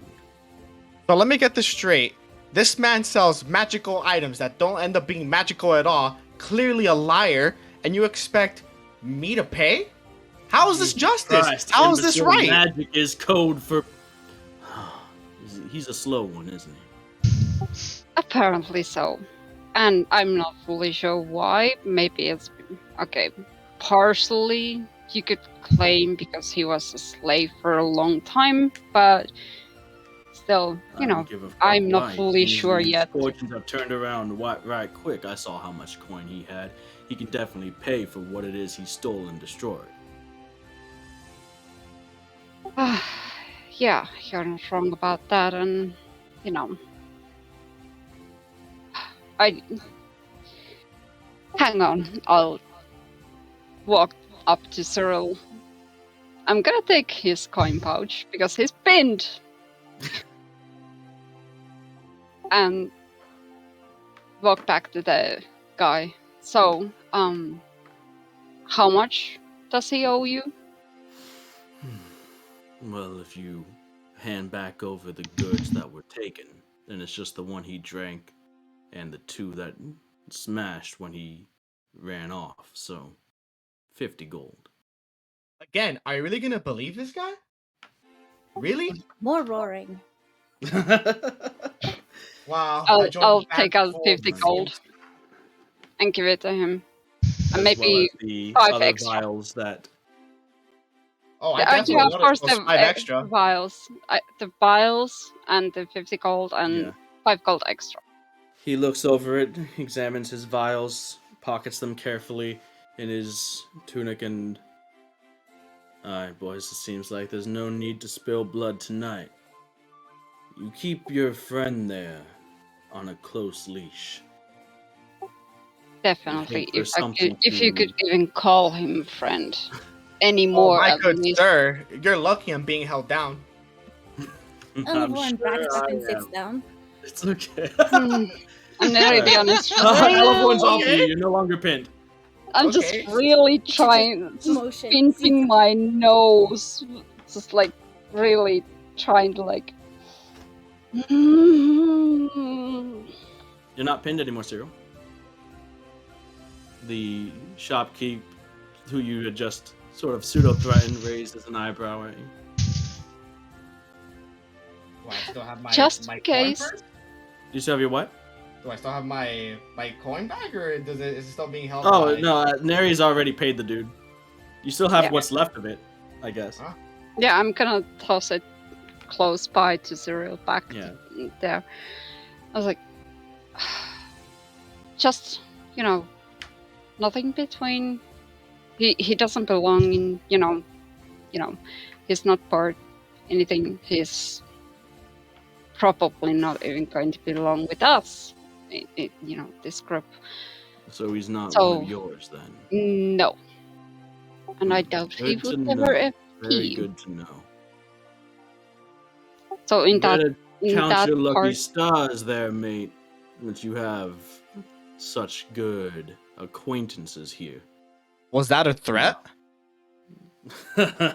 Absolutely. You come down here again without them and, let's see if we Okay. run into each other again. I take out 2 daggers, threaten me again. It'll be the last time you threaten anyone. So there are, a good solid little gang of other people there. They each have, like I said, clubs or blades, and their weapons are now drawn. It's like, you seem real keen on making a messy situation out of something that had otherwise been put to rest. You got a problem in the head, I guess. He looks to Netadion and you can go on and take him out of here. definitely at We've least got we'll ours try tired of to. this, willing to let bygones be bygones, but No harm between, us and you. We'll try to deal with that guy. alright. He talks to some of the other guys and says loudly enough that you guys know to hear. Make sure they find their way back to safety just well. We will, boss. And they kind of open up so that you guys can exit the alleyway should you choose. Neridion is trying to, at least. I'm not sure what the others are gonna do. Everyone's at the ready. Their tension's still pretty high, but it seems like you guys have a way out of the slums this night if you want to. Or if you want to make a mess, who knows? I'm gonna follow Mary, Okay? just kind of padding along behind her. Alright. So you guys Their reward. make your way out of the slums, back to the tavern for the evening, the night before the festivities that we haven't gotten to in the first 2 hours of the session. That's fine. That's fine. I mean, this is joy and fun and stress-free as well, right? So that's good.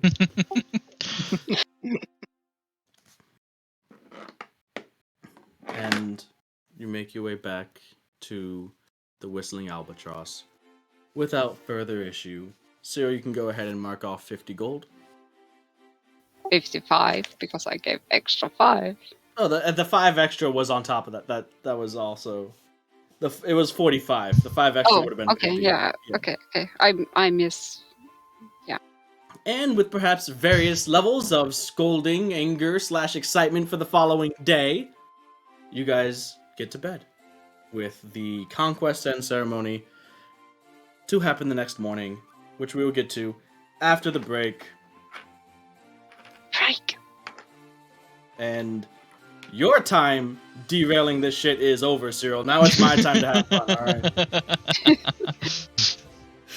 It's then time to. You can participate, You're but right, your time things. guiding shit is done. You've had 2 hours to yourself, basically. I'll see you guys in a bit.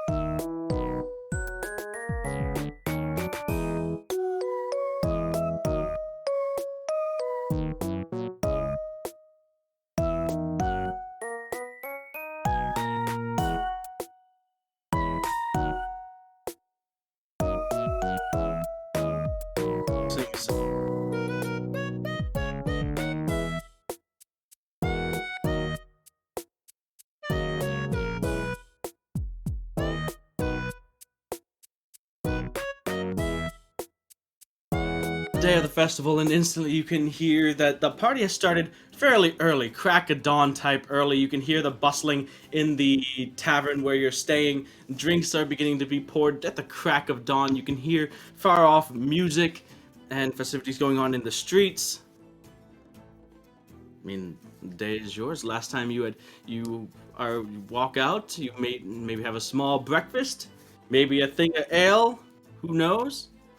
Up to you.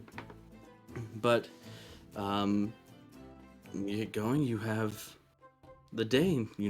The 101st anniversary of the Conquest's End.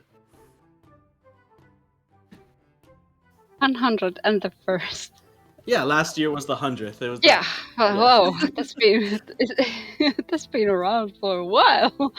It's been around for a while. Well, the Empire's been around longer. It's just the 101st of, Yeah. beating the Shadovans and the Empire as it currently is.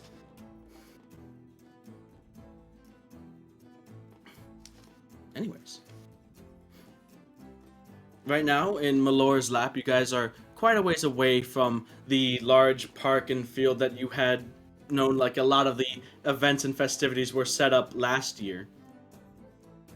But in the morning, Isaiah visits Thorand and Elevorn's room, casts the seeming spell on Kina, so that again she takes the form of Little Elevorn for the next 8 hours. And you guys meet up, and where are you guys going?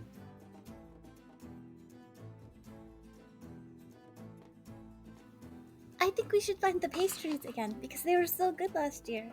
I've tried to remake them, but I don't really know what the recipe was. Maybe we can pass by and ask. That is a good Yeah. idea. Yeah, we could go find the pastry person. Okay. Also, Ella's wearing her dress from the Feywild. Oh, okay.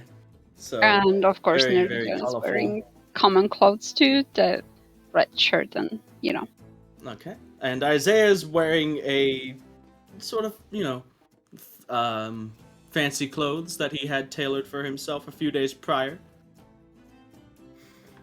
Nice, sort of deep set green with some darker trimmings. But as he walks out, and he's walking out with a thing of ale that he had purchased for the morning. He's starting early. Oh, sheesh! Well, as long as you don't drink too many in, 1 hour. I He has shall at pace least myself. he has at least like we have an entire day ahead of us, and I intend to be mostly conscious for most of it. Hopefully. You might end up making me carry you back over here. Ah, no, probably not that bad. Don't let me get to that point, please. I'll try to remember. So, Valfir is harnessed up, and Kina is having fun kind of holding the harness of the little griffin in the close watch of Elevorn. All of the dangling streamers and stuff the little griffin is jumping at, and kind of clawing, biting at. He draws a lot of eyes and a lot of attention. Elevorn, you and Kina find yourself being stopped in as the little griffin cub is being oogled and ogled.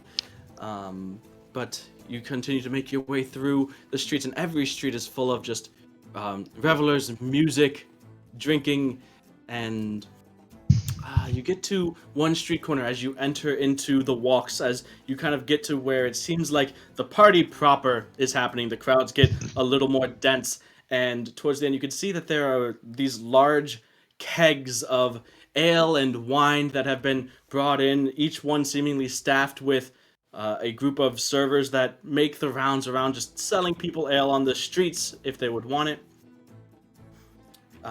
One such server comes up to you, a woman, strawberry blonde hair, freckled, and is like,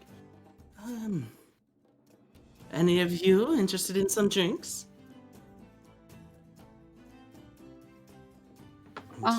Isaiah raises his as if to say, "I got one, thanks." Sure, I'll take one. Okay, that's so the 5 copper for a drink. Okay. If you come back here, you can refill it for just 2 copper. I'll try to keep that in mind. And she looks around to the rest of you and sees, kind of Dran near Elevhorn and Kina, Isaiah, and Nedadion, and then Cyril sort of off on his own. Can I buy a drink? You can. Okay, I'm going to buy a drink. 5 copper. I'm going to give her some amount of copper. Okay. It's like, You can get to 5. That's you. Everything exists in 1, 2, 3, 4, 5s for Elevhorn.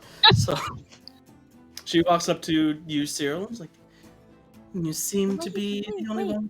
What? Oh, sorry. Go ahead. Okay, so I got my drink, and I'm going to go over to Cyril and offer it to him. Okay. I'll gladly take it, and Alright. thank you for the drink. I appreciate it. She comes up to you, Cyril. You're welcome. You can see, and looking at her, looking at the others serving men and women, they all seem, in maybe less than modest clothing. And says, "You seem to be the only one here without someone on your arm. 2 gold and I'll be your company for the festival." Wait, who's she talking to? You. Oh shit. So you see she's like kind of short, strawberry blonde hair, cheeks adorned with freckles, and she stands a little bit over a head shorter than you. She seems to be somewhere in her mid to late 20s.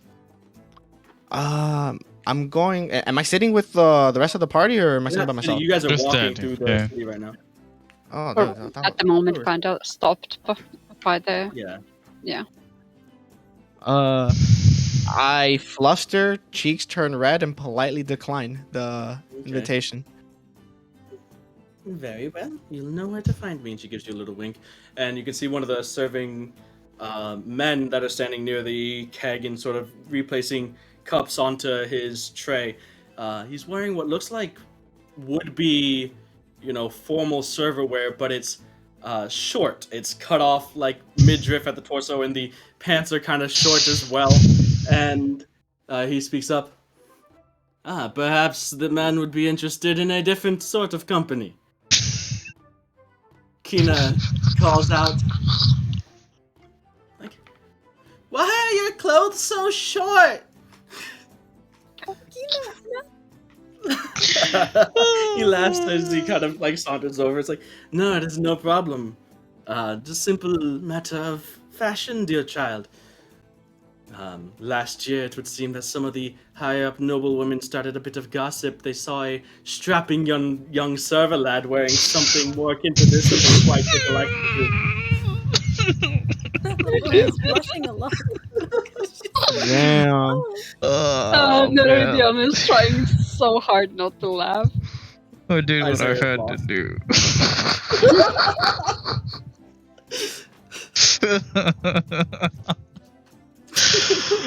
Oh my god. He kind of reads your face a bit, Cyril. It's like, all right. And walks back to the server station. I'm gonna take a drink. Have Okay. 5 copper. Yeah. Gotcha. I'm gonna. Have your 5 copper. Yeah, I'm gonna finish my drink. Can I buy, like, how many are us? 5, right, or 6? Yeah, 5 that are of drinking age, yes. Okay. I'll buy 6. All right. Sure. So everybody has an ale, somebody has 2. Yes. And I take the opportunity to apologize for my actions. Everyone about it was last night, right? Yeah. So about last night, I shouldn't have lied.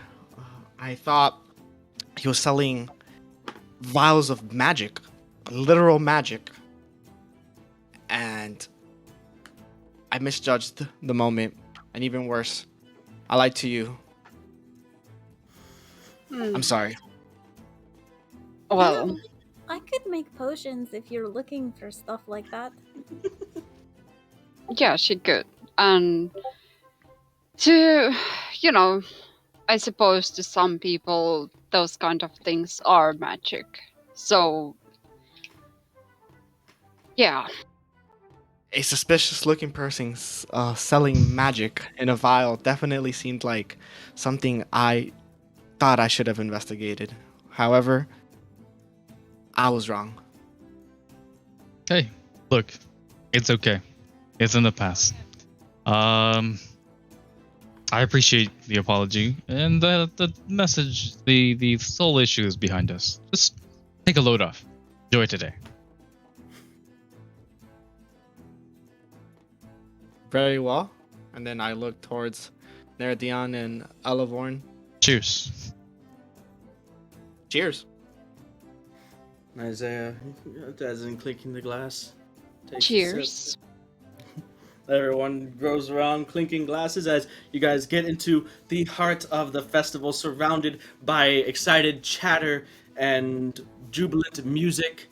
You have your senses nearly overwhelmed by the cacophony of high energy music, the sight of dancing and the various bright colored streamers and ribbons that are being twirled around, the smell of food, sweet food, savory food, all of it blending, mixing into just one just overwhelming sensation nearly. You do pass by a number of pastry stalls on your way.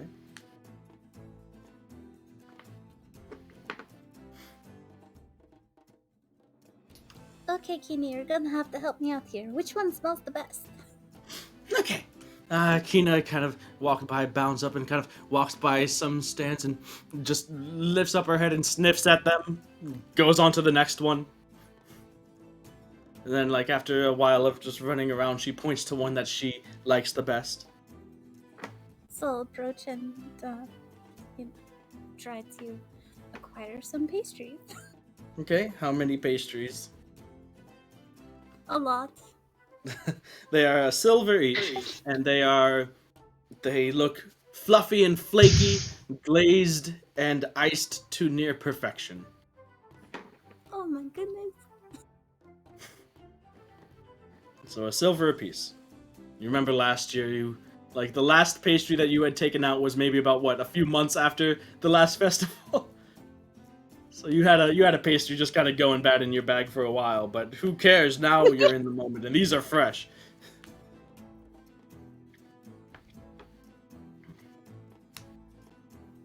Like 12 of them.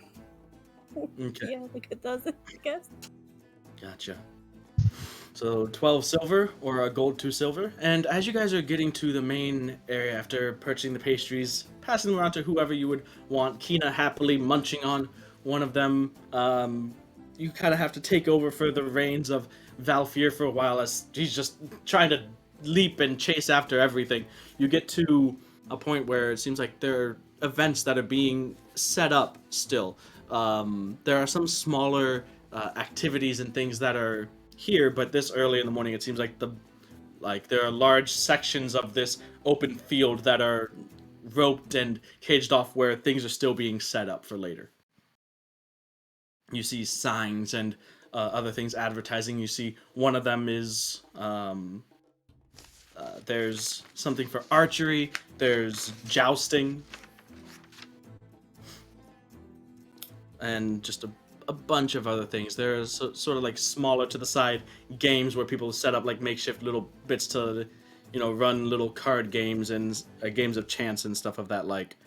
But at the moment, this early in the morning, it's mostly just everyone getting enough booze in them, getting into the feel in the celebration, but the big events have yet to come. Could I try to pawn my drink off on their own? Because it Okay. doesn't taste juice. Okay, it does not taste like juice, no. Oh, okay. If you don't like it, I'll have it. You know, say that. because she So didn't. She most just kind of people are. smelled it. You know, just like this is But not. so most people are a cup or two in, not quite at the Constitution check part of it, but you know, maybe for some rather than others getting closer. So you still have a good amount of time. I would say Durand, Neri, and Elevorn go ahead and make perception checks. Why me? I didn't That's even a do natural anything. Natural 20. Okay. 20. Nine. Natural 20. It's just a 9. Fuck Okay. these dice.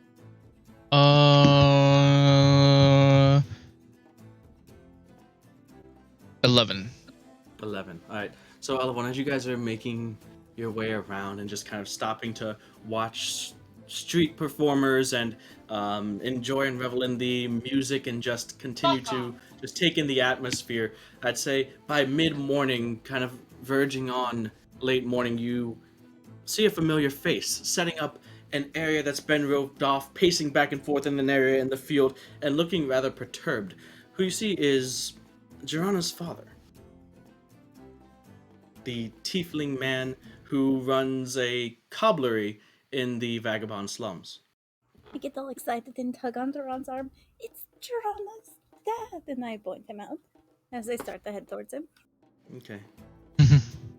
Okay, I'll follow. All right. Totally So- oblivious. You're not oblivious to where Elevorn was. That you just realize that they're walking somewhere. So, you I'm approach. and oblivious. Yeah, it's just all oblivious to everything. He seems like he's deep in thought. You can see him. He's muttering to himself. He has what seems like a bunch of shelves stacked up, racked that are currently empty, and a large, small, like short square table that is set up in the middle of all of these empty shelves.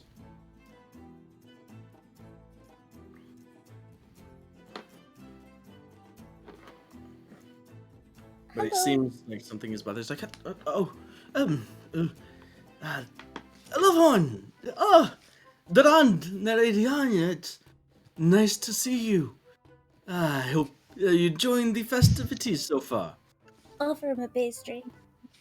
He takes it and kind of nibbles at it nervously, but you can see he's like, this is good. This is good, thank you. So, what's wrong? It's probably nothing to concern you over. I seem to have run into a bit of a problem. I spent a lot of the profits that I had made from over the past year on this display here. It was supposed to be a big publicity thing for the store, and it should have been here by now.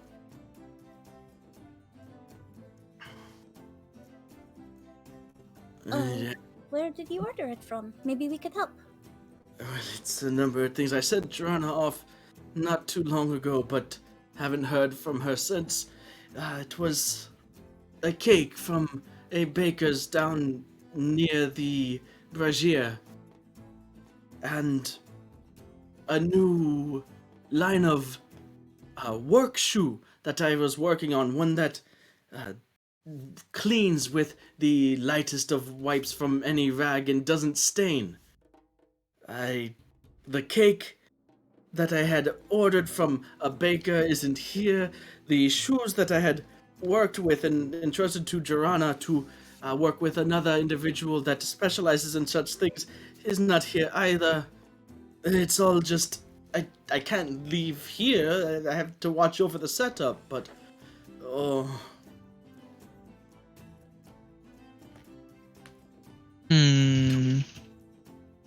I mean, I suppose we can, or I can. If you have something you need to take care of. I don't want to be a bother, but it would be much appreciated. I'm not sure where Jorana got off to, but if you find her, you should be able to find the rest. Is there, like, locations that maybe she's likely to be at? The city's kind of big. It is, and he gives you the instructions for the bakery that he had commissioned out to bake this cake for him, for his display, for his publicity thing. And he says Joanna should be either at the store or with the individual that they had worked with to make this new non-staining, easy-cleaning shoe. There's another gentleman that worked in not too far away in the slums, an alchemist of sorts. He came up with the solution to that embedded into the leather that gives it that stain-resistant property. He was putting the finishing touches on it. Was it Hector? It was, yes. Oh, we've been there. I mean, at least once, I think. Maybe twice. Okay. Well, if you could take a look, I would very much appreciate that. I'd wanted to get everything set up by the time the main event started going on so that maybe I could attract some customers. At least get the word out.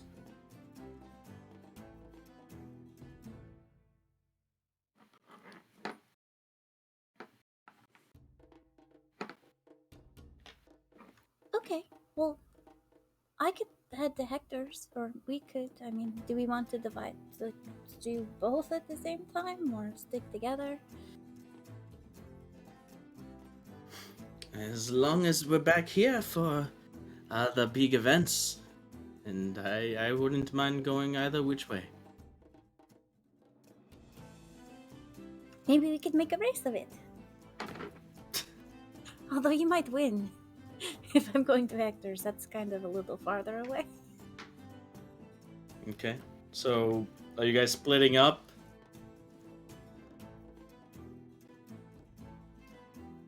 That would get things done the fastest. I mean, they're both in the same, they're both on the way at least. You know, Okay. You could route yourself past Hector's and then going to where this baker is. Okay. Let's stick together and do it then. No sense in splitting up then in that sense. Okay. So, where to first? Who's on the way? Hector's, yeah? Yeah. So on the way to Hector's, you do pass by the cobblery as well. It's on the way there, and you can see in. It's closed, but you can see in through the windows that, as you pass by, the tiefling woman, the sort of indigo-hued tiefling Joanna is there inside, kind of looking around for something.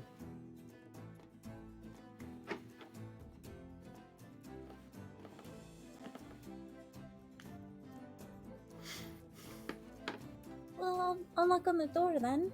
You know, unless it's unlocked. Looks out and initially she just yells out. You can hear through the walls, "We're closed!" But then she looks back and does a double take towards you and goes and opens the door for all of you. It's like, oh, hello, it's been a while. Your dad is looking for you, and we're here to help. Yes. Oh, are you? So the situation. I thought that. I don't know. I thought that it might be back here. I went over to Hector's not too long ago to try to get the goods, the shoes that we had entrusted him with, but he was not there and his shop was closed. I thought he might have somehow made it back here or sent it back, but I can't find it anywhere. I'm not sure where he would be.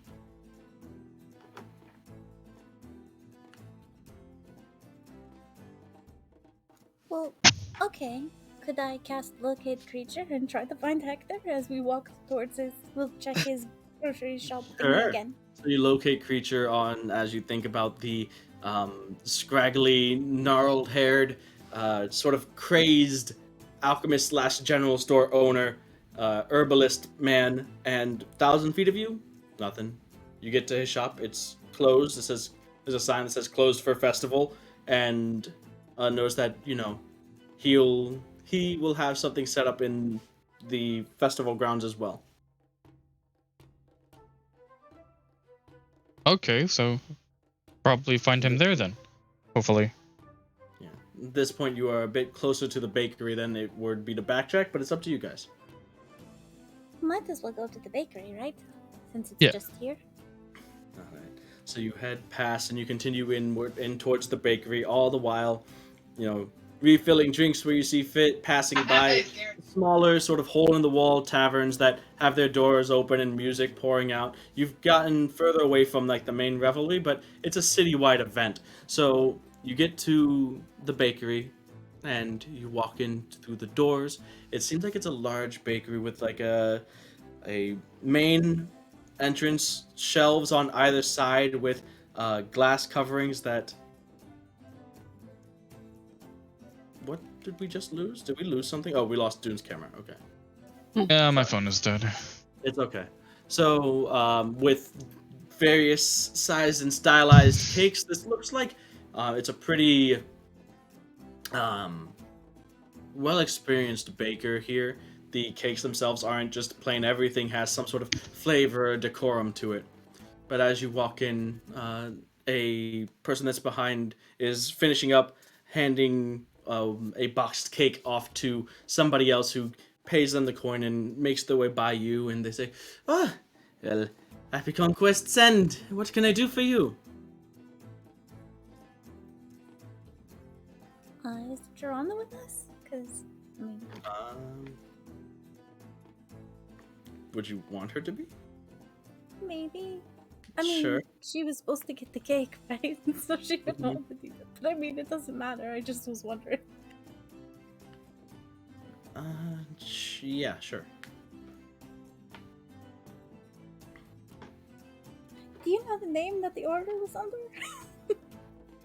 It would have been, and she says, we're here for, the order for, I put in an order for my father not too long ago. Actually, it was a couple of weeks ago, but it was supposed to be ready, today. It was, the cake for the cobblery.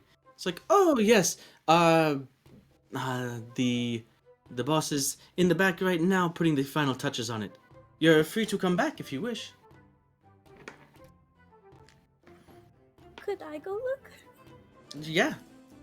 So you head back around the corner to the kitchen area where a bunch of ingredients and things have been pushed to the side. And in the center of the kitchen is this just large, maybe about the size of like a small car, shoe-shaped cake that the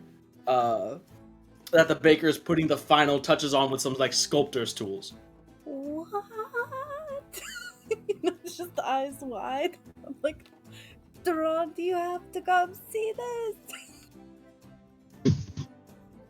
Okay, I'll go check.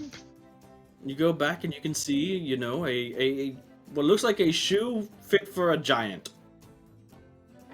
Ah, Grub could wear that. theoretically, if it wasn't edible. Oh, that's true. Like, oh, what's this is you. Hello, Joanna. As you see, I'm sorry. I'm just putting the finishing touches on it right now. I have to say, this is one of the strangest requests I have ever had in my career. But it should be just about ready to be sent off for the festival grounds here shortly.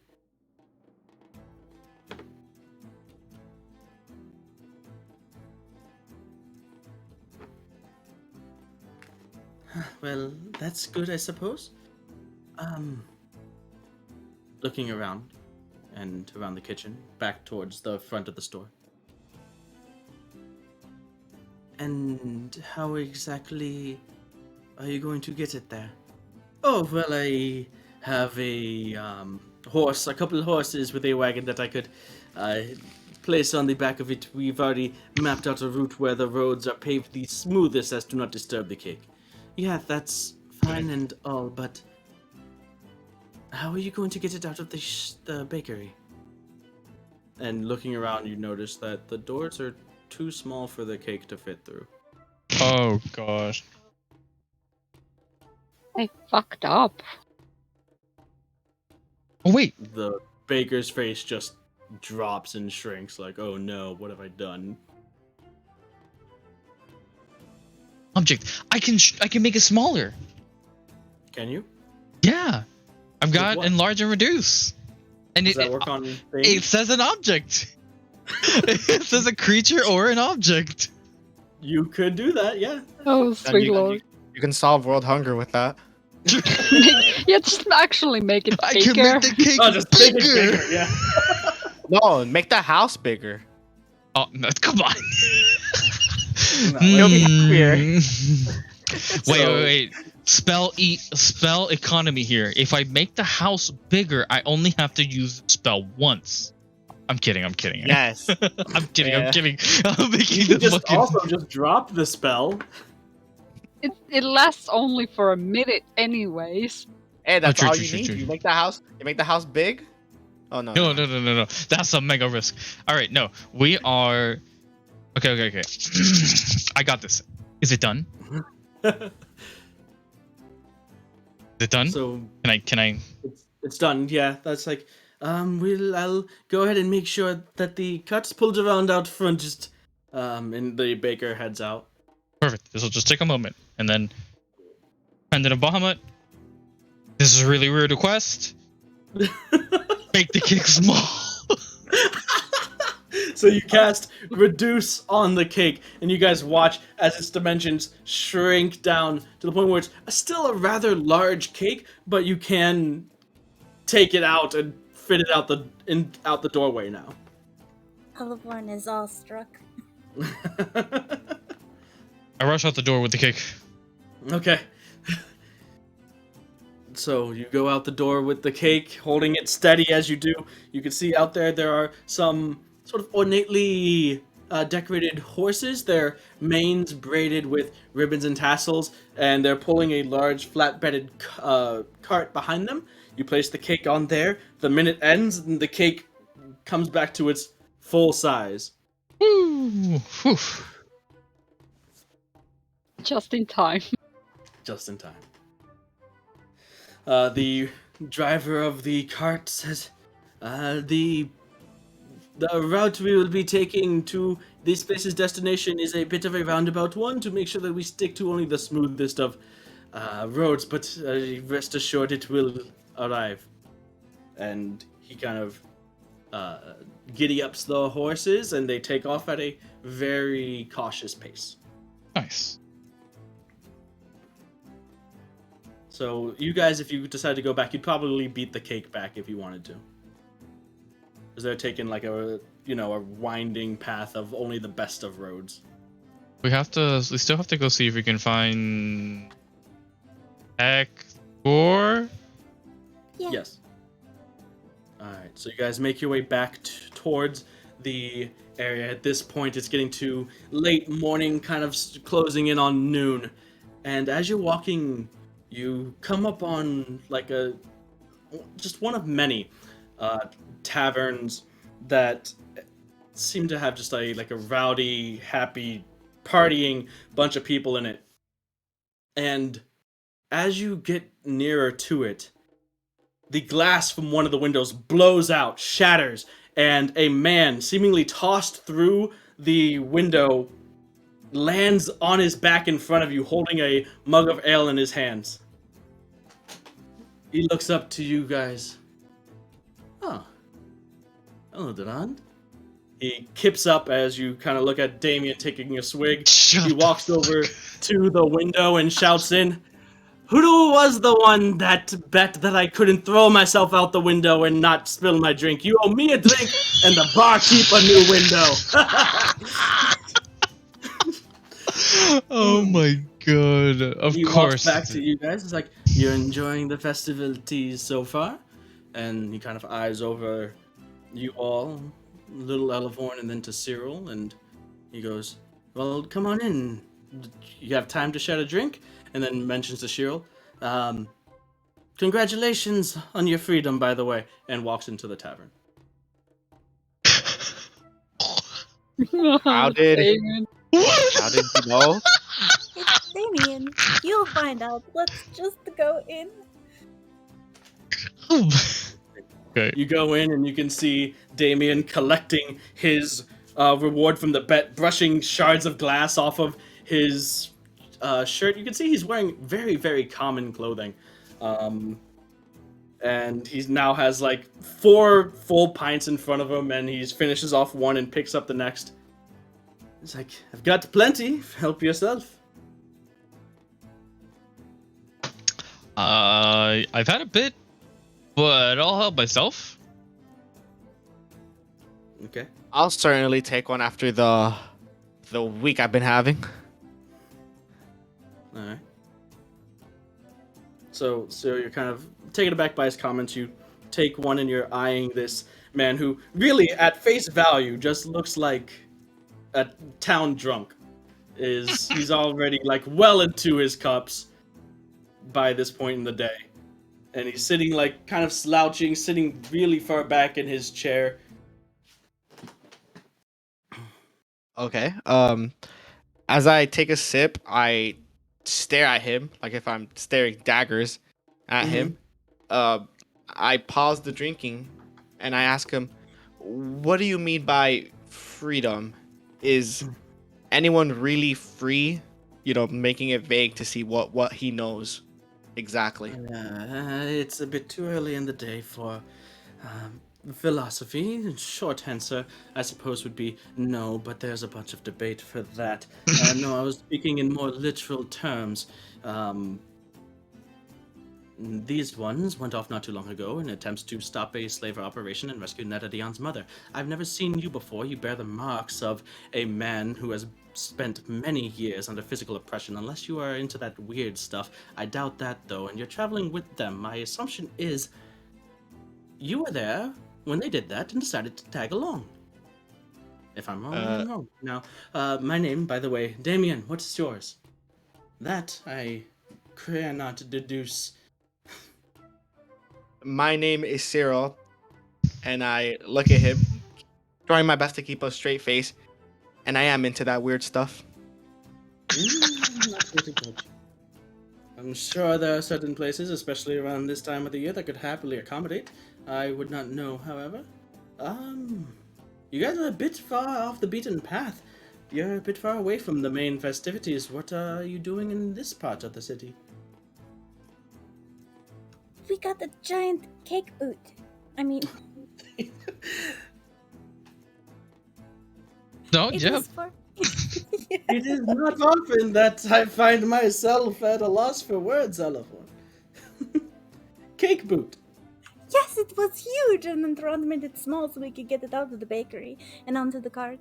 But it was like, you know, like this, and You I guys kind of cannot like have pressed a it. normal day, can you? A normal day. Well, sounds like a load more fun than this place. And he stands up. I bid you all good day and have a fine rest of your conquests and festival. I'm sure I'll be back to take some more free drinks in the later parts of. Get out of here, Damien! Fuck you too. And Damien follows along with you guys. So we were like at the. Well, I mean, do you want to tell him to run? All Oh, the stuff we did. our day for today? Well, We. no. Well, I mean, whatever. Oh, you mean over there? Yeah. Yeah, I mean, I suppose it's quite a tale to tell. Is it still too early for that, would you say? Yeah, probably. We'll do it later. Also, As could you guys we are find walking, some juice? Or the good kind Juice? of. You know what I mean? The stuff that's. Well, not what you're Non-alcoholic? drinking. or No. wine? Wine. Yeah, you could have gotten a glass in there. Well, it's just like while we're walking, you know, somewhere else. Like, just kind of be yeah. on the lookout for. Away, sure. I'll go ahead and that's a silver piece for a nice little thing of wine. As you're walking, Damien, with his belt, is kind of playing with the griffin a little bit, just kind of keeping it just out of his reach. Seems very interested and, you know, very having fun with it. Oh, this is Valfir. That's a nice name. And kind of continues on, takes another drink, and walks along. You can see him just although he's kind of has a bit of sway to his step, he doesn't seem. He seems still in complete control of his faculties. And looking to this man, you can see he's he's keeping an eye on everything, although he's very unassuming about it. Just seems like that's his natural, just the natural way he goes about things, like second nature to him.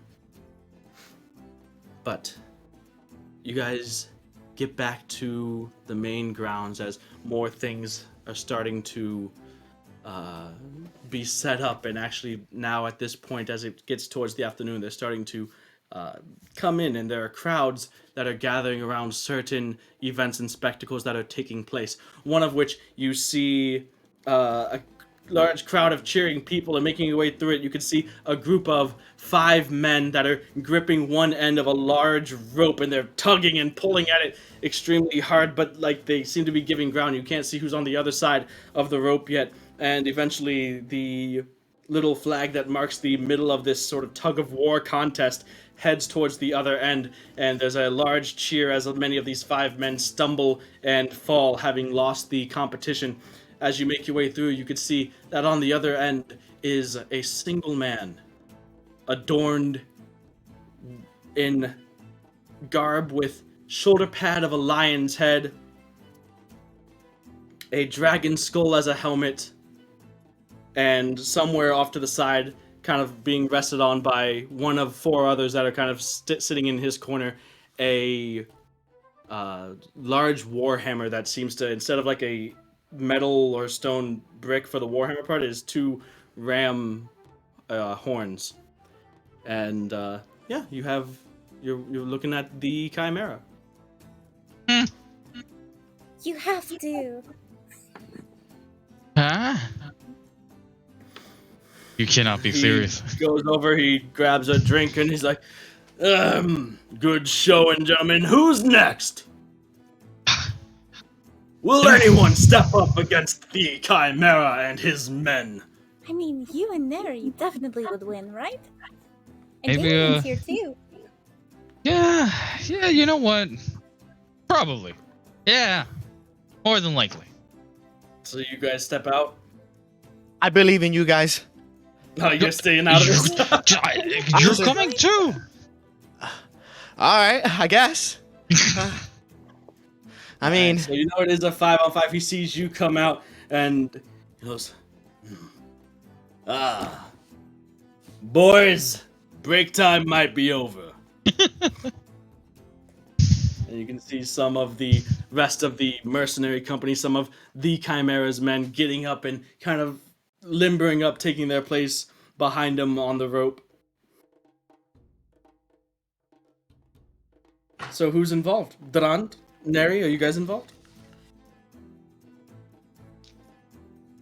Yeah, I am, for sure.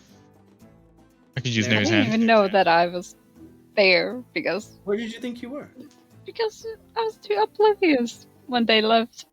Oh, do? okay. I think she wanted to, like, purposely leave herself behind a bit ago Oh. before we ran out. I didn't know that you weren't following. What were you doing? I mean, just too oblivious to them leaving. No, I said you didn't see them, but you definitely saw Elavorn and Durand heading off and pointing it out. No, they didn't just leave you up behind. I'm sorry. I didn't know that you didn't know you were there. Oh, okay, fine. Yeah, I guess I would have gone with them. Okay. Yeah, sure, So sure. we got And- Durand, Netadion. Cyril, are you in this? well, against my better judgment. Damien, and you need one more.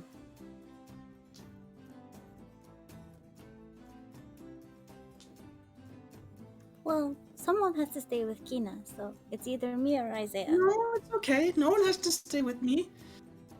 Yes, they do. Don't worry. What? You want to go? Mm-hmm. Okay, you go. Oh my god. Little kid Elavorn comes bounding up behind you guys. Oh, man. This is gonna All go right.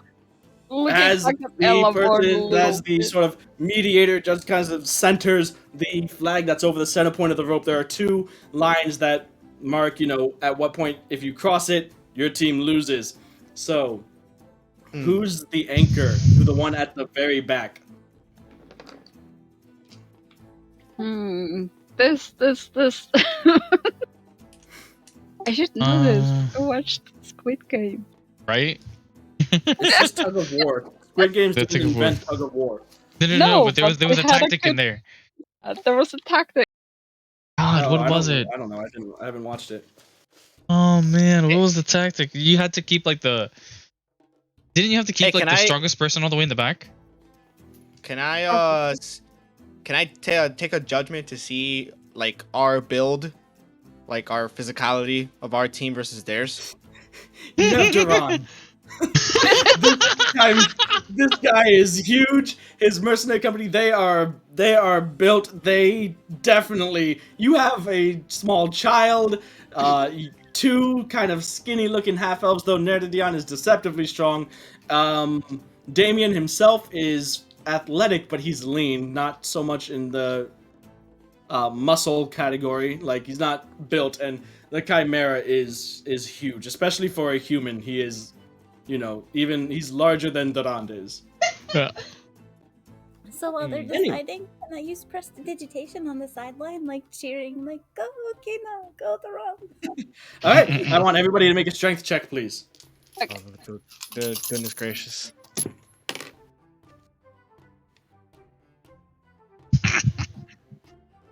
Bruh. Oh my god, dude. Yeah, it didn't roll out well. This was not the rolled, best start. Yeah, dude. I rolled a 11. 11. Unnatural 20. Okay. Why say this? Because I got a 6. What the What's hell? that total? What's that total? 6 total? Yeah, no, 6 total. It was a natural the 1. hell? Dear. Oh no, poor Kina. How? No. All right, so that How I initial rolled a one 1? What do is you want a from total me? of, for you guys, combined score of 42. Not bad. Oh, that's the answer to the ultimate question. 58. So immediately upon the release of it and go, you guys find yourself being jerked forward, and whoever's at the front, you have to kind of struggle, dig in your heels as you're kind of sliding forward and just stopping before you cross over the line. Second strength check, please. As you guys Right. kind of try to grip, dig in your heels. Come on, guys. Ooh. Oh, Can do. Okay, Okay. we're good. yeah, we're good now. We're good now. We're good. 18. 19. Hold on. 19. 18 plus 2 19s. Yes, sir. All right, let's see. Damien. Okay, 18 from Damien. And Come an on. 11 from Kina. Not bad. Nice. Oh, go, Kina. Go, Kina. So, let's see. On you guys' part, that's 36 plus 38. Yeah. You come back. You guys dig in, and you guys kind of shouting. You hear the roar of the crowd as initially people just start laughing after seeing you and like immediately being jerked off your feet. But you guys coordinate together, shouting towards each other, and get one big heave and pull, and you manage to slightly begin to even it out. And everyone's like, "Oh shit!" And they start cheering. Strength check, please. Ooh. Keep Alright. going. They shout at us. Strength Nice. check, please. Strength check, please. Oh no. Brother, Oh no. yo, you got something for that. Please. Are you feeling lucky? Please. Use it on ability checks? Please. Okay, question for the DM. Yeah. Can I make a proposition in the middle of this tug of war? Are you just shouting across at the other team? Yes. What do you say? What are you shouting at the other team? I'm shouting, let's make it interesting. I'll bet 100 gold on us to win. What the? You hear grunting. So, what are your strength checks? Another 18. Okay. Unnatural 20. Ooh. 3. 3. Oh dear. That's Oh. a 7 for Damien. And a Come on, 16 Kina. for Kina. Kina, Oh, MVP! Kina. MVP Kina! Woo! Carry my slack. Maybe 30, Kina needs let's see, to. 38, 41, 48. No, at this point they like you guys put in a good strong effort, but they're just overwhelming you with their strength, and you guys are about to be pulled over your muscles, straining against it. You dig in for potentially one last stand. Go ahead and make another strength check. Over the shout of the crowd and everything, not sure. Oh, you guys have a good chance of winning this one. 21. 1 second, please. 18. 1 second. 1 second, please. So 21, 18. 16. Okay, not bad, not bad.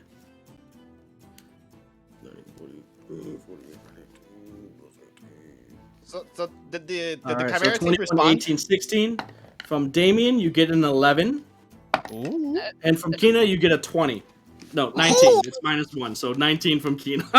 That's the kind of a natural You can 20. see, as you guys are all kind of like pulling, sort of laughing, Elevon, you notice Kina has just the sternest little mean, angry girl face on, as she's just pulling her heart out. Oh, Oh, Kina. Kina. Let's see, even so, let's see, 34, 55, plus 30, 85. Yeah, you guys pull it back, and you can see now the crowd is like fully behind you guys now, as it's like, oh shit, someone might actually, these guys might beat the Chimera, and you guys know that it's going to come down to maybe one final pull. It's the first to 3. You guys are at 2 and 2, so make one last strength check, please. Did they ever respond to my proposition? They did not.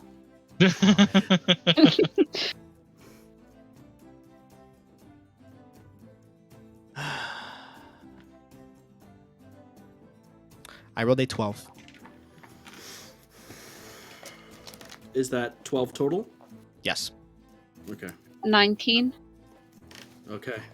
14. Come on, Kina. 19, 12. What is it? 14? Yeah. All right. Elevon, can you make a strength check, please? That's a 14 from Damien. And from Kina. Oh no, that's a 1. Kina, no. Oh no. 18. I have to look something up really quick.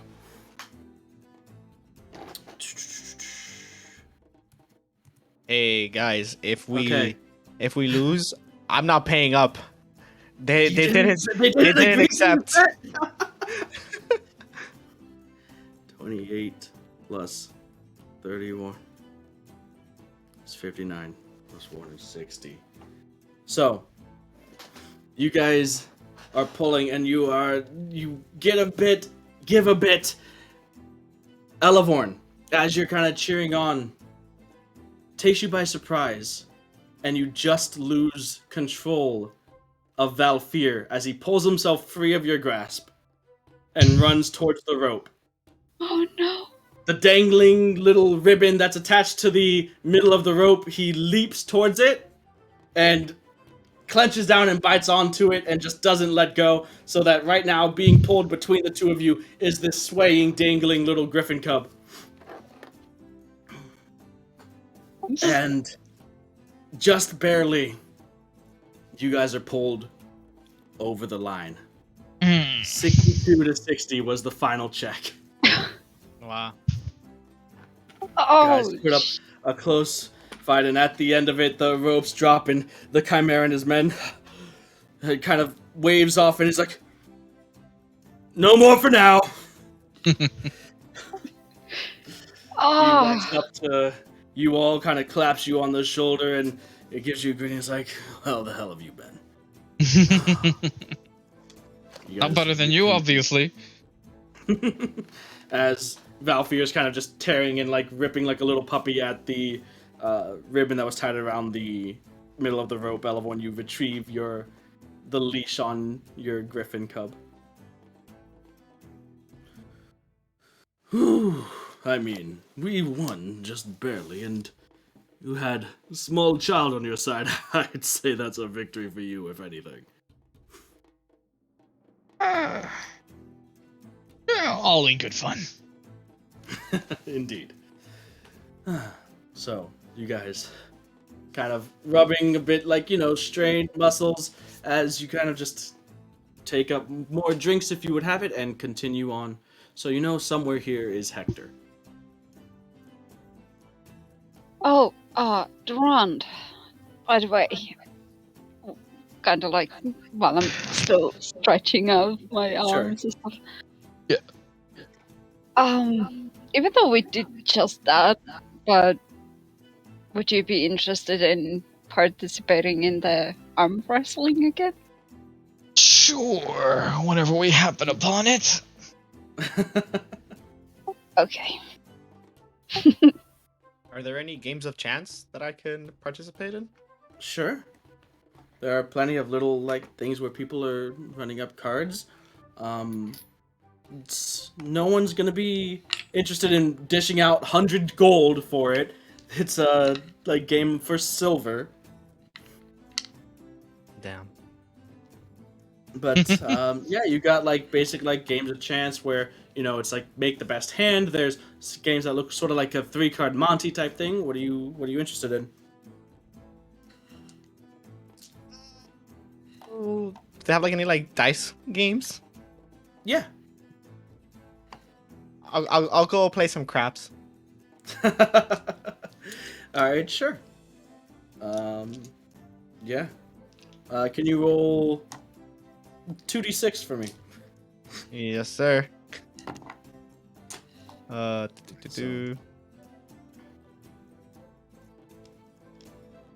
I got you. I rolled 6. Okay. So Cele goes off and you start to play for a while. Go ahead and also roll just a percentile dice, so a D100. Okay. This is just your luck and chance going in with this. So Cele kind of splits off from the group for a bit. And what are you guys doing? Go ahead and make a investigation or perception check if you're gonna try to find Hector.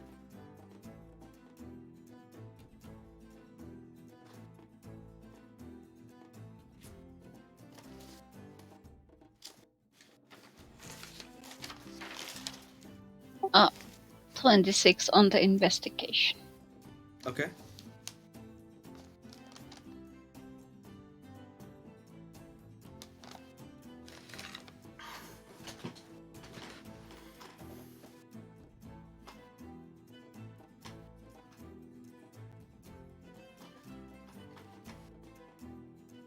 So yeah, you through everything you managed to through word of mouth, you hear of some people that seem to be talking about some strange setup at a certain section of the field in the park.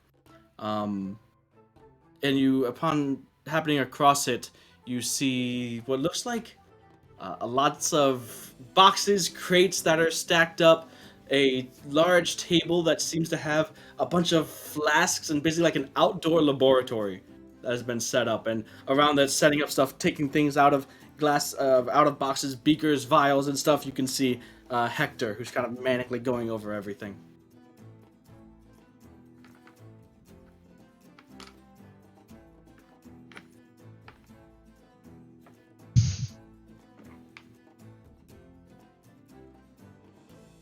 Oh, we found our guy. Looks like so. Let's approach him.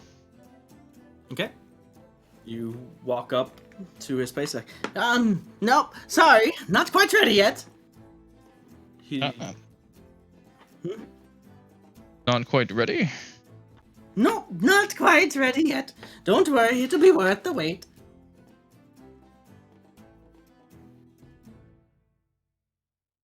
He hasn't looked up at you yet. You can see him just like going through things and setting things up over here and going over to this side of the table and setting things up over here. What exactly are you doing? I'm just setting up for the festival, of course. I'm gonna show these people something they've never seen before. He looks up. It's like, do I know you? Probably. Probably. That could be anybody. Anyways, like I said, not quite ready yet, but be sure to remember this place. You won't want to miss it when it happens. Sleeping potions. I don't have any on me right now. And why would you want to go to sleep now? Are you trying to rest in the middle of the festival? No, that is what we bought from you. Oh! Like a year ago.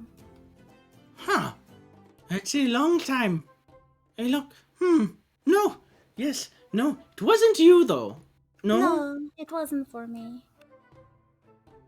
Hmm. I'm going to alter self and look like Basque for a moment. Yes! Yes! The man with the annoying wife. I remember you. Yes, sir, that is correct in Basque's voice. Can you change your voice? Or is it It's just true. Oh, Anyways, well, I like I said, I don't have any of that on me right now, and I really need to get this all set up. The cobbler. The cobbler. What about? Putting back in those. You have The- shoes or something, or boots? For the Oh, well, yes, he came to me with an interesting proposition. Wanted me to concoct something to rub into the leather of some footwear to make it resistant to stains and mud and the like. It worked out quite well. Weird fellow, though. Had strange requests, but I did what I could. And, yes. What about it? Where is it? Where is what? The whatever you help. The shoe, or rather, the concoction. There was multiple shoes, and like I said, he is a strange man. I think he's a little, loopy, crazy in the head, you know? He said he was working on something big. He wanted a shoe cake. So I helped him out. I took the shoes down to the bakery, told him to put them in the cake. Oh dear. What? Wait, the That's shoes not are my call. Take it up with him. the shoes are in the cake. I don't know what the baker did. I just know what I told him. that. Well, it's gonna be very interesting. So you can see like he has a bunch of like boxes that seem to have like sort of been discarded and unpacked. Some that seem to have not been completely unpacked yet. Some of the boxes seem in various stages of worn and have like holes in them and whatnot. But at this point, Kina again has, Valfir and is like going between holding him and letting him down on the leash and keeping the leash kind of taut. But yeah, you hear people being told like, make a path, clear out of the way. And you can see on one side of the kind of heading towards you is the horse carrying the large cake. And often beyond Hector, you can see that's where Jorana's father is set up. So they're going to have to pass by Hector to get to Jorana's. Like, well, yes, it looks like Dad is right there. Strange that they made it in the shape of a shoe as well. That seems like too many shoes in one thing. Oh dear. Yeah. Like I said, this is going to be interesting. So they're making their way closer and closer. What are you guys doing?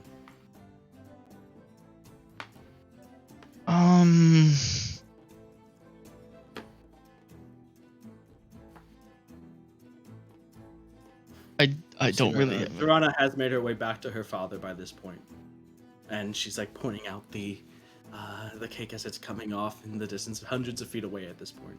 But there is like a look of relief, kinda.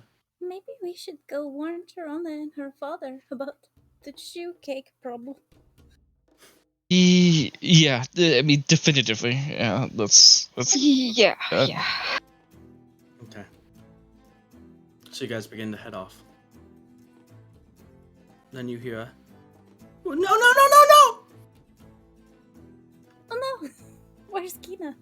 You turn around, and you see Kina being dragged by Valfir, who is running towards the horses and their braided manes with the dangly tassels and ribbons. Oh no. If I'm close by, can I try to, grab Walter? Okay, you guys had started to walk away. It's gonna take some movement. I'd say go ahead and just make a dexterity check because being not just catching up, but being able to snatch and grab the hold of the harness that he's attached to. Okay, so Dex.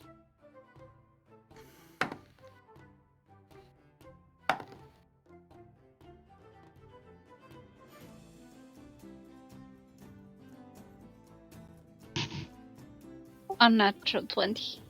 Okay, yeah, you managed to catch him, but before he can reach the horses, but the horses had noticed this little strange creature running towards them. And although you managed to get to Valfir and dive and grab the harness and stop him in his tracks before he managed to, maybe about 15 feet before the horses, one of them does seem to get a bit spooked by the charging griffin cub. I'm just gonna hold my pendant and say, it's okay. It's okay. Make an animal handling check.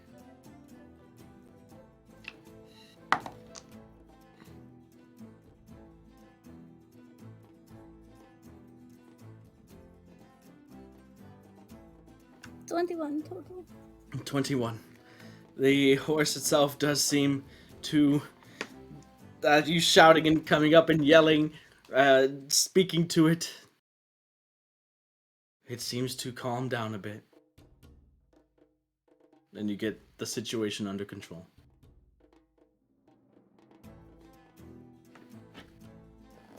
Netadian, you get up and wrap Valfir up and hold him in your hands.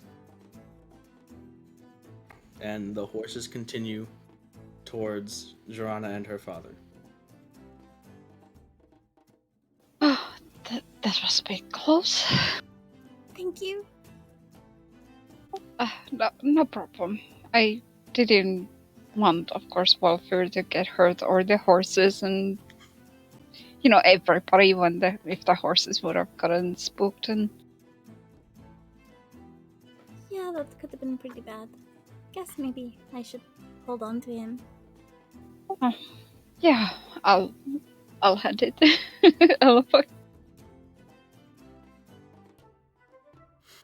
So as you go in there, Kina's kind of just near Hector, and she's like, "What's that? What's that?" And Hector's just explaining everything. It's like, "Okay, and what's that?" Perfect. So you kind of move maybe 80 feet past where Hector is and get to Jorana as the cake is delivered and set up on that large, short table that he has it there. It's like, oh, excellent. It looks even better than I would have thought. Now, the only problem is I still don't have where's we able to find my wares. Sort of. Not far. Are they coming? I don't understand. It's kind of already here. What? Might be in there. He'll be pointing at it. To the what? What do you inside the cake? Maybe. How did this? I don't know. I didn't tell them to put it in the cake. Maybe some sort of misunderstanding on Hector's part. Hector! And Jorana's father leaves and starts storming in towards Hector's direction, shouting, "Who? What were you thinking? What kind of idiot are you?" And Hector's like, "I don't know what you're talking about. What do you mean? What kind of idiot am I? You're the one that wanted shoes and a cake." And behind, you can see Kina, like, kind of peering over the table with a little lit match in her hand, reaching towards one of the things that is on Hector's table. I'm running towards Kina. It's too far away. Oh She no! lights something that kind of that lights a fire, fizzes and sparks as Hector kind of looks around, and immediately from one of these burners full of liquid, this colorful plume of pink and yellow gas starts to overflow over the table. He's like, oh, no, it's not ready yet! And he goes to try to... Nope, that's a 5. He goes to try to salvage it and ends up bumping and knocking over the table. Some of the vials and beakers falling over. The large crates that he had, one of them falling over as well and splintering and shattering. And tumbling out of it is this, good size, looks like maybe a small baby alligator-sized 6-legged creature. A young basilisk. Oh, As no. in addition to all of the smoke and colorful stuff, these sparks and sort of like firework type effects start to go off, and all this cacophony of noise and everything, and people start to look around, and Hector gets up in front, is like, no, realizing that his basilisk stuff. No, everybody, look away! Do not look over here! As behind him, this plumes of smoke and fireworks are going off. Like, no, please avert your eyes! What are you guys doing? Shit. I hate those things.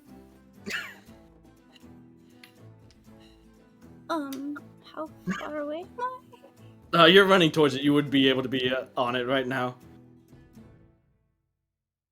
Can I polymorph it? Into, Polymorph like, who? the basilisk. No, Hector. Sure, polymorph Hector, yes. Yeah, that's a 3. What are you polymorphing the basilisk into? A turtle. A turtle. So, Like a bigger little tortoise. turtle. As it's like, yeah, sure. And then Kina's kind of in a mix of like, ooh, and then also like, she gets like far enough away, runs behind you, Elevorn, but is still like peeking up, like, oh wow, that's pretty. It's just like the entire area around Hector is filled with like rainbow-colored smoke and whistling noises and fireworks as he's still like trying to get everyone to look away. But nobody is, because this is a spectacle. Hector.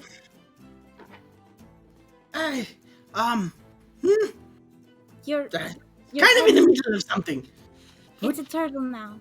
He's a turtle, or she, right now. Look, and I point down at him. Okay, good. That is good. Don't know how you did that, but that's fine. I've made something special for him so I can take him on walkies sometime. And he goes and he finds what looks like basically blinders / sunglasses that he's constructed for his basilisk pet.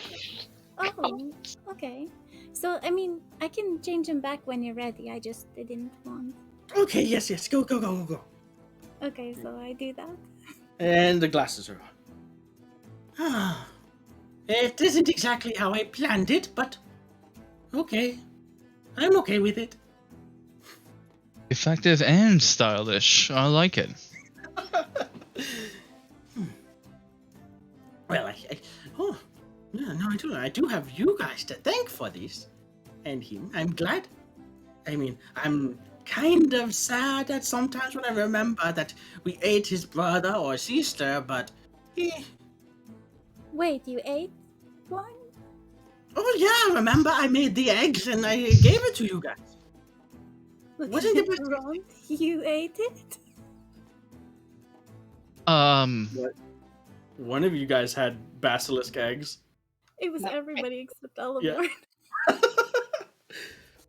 I didn't eat them though.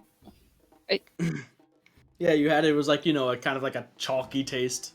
Wasn't the best eggs. But anyways, things calm down.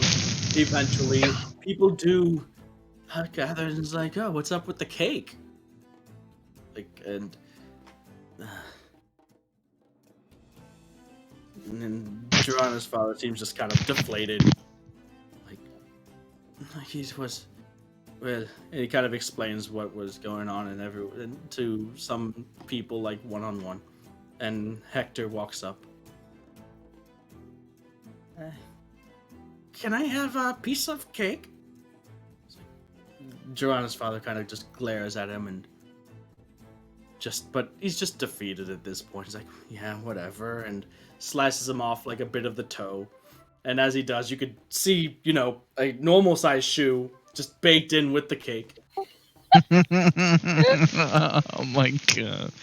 Maybe it's fine. And tastes some and eats it, and it's like, it's pretty good cake. And then he kind of takes the shoe out, wipes some, flings some cake off of it, and for everyone to see, he takes cloth and just wipes around it, gets the cake out of it, and within maybe 30-45 seconds, it's free of any cake.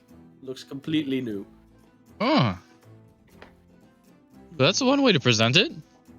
He goes and he hands it over to Johanna's father, and yes, I am sorry. I may have misunderstood. I should have questioned it. It didn't seem like a rational thing, but all things considered, I suppose I could see how I might share 20% of the blame in this, so I apologize. Oh, wow, look how clean that boot came. Yeah, that was a brilliant idea. Eleanor wins. That's you. Duran, make a persuasion check with advantage. Yes. And I'm nudging Nerdion or anybody who's near me. Yes, that is very. Yes. Oh my god. I'm nudging Isaiah. Yeah, absolutely. I'd wear those shoes. Oh man, especially where I trekking through a cake marsh. Yeah, I rolled. Then he nudges Pina.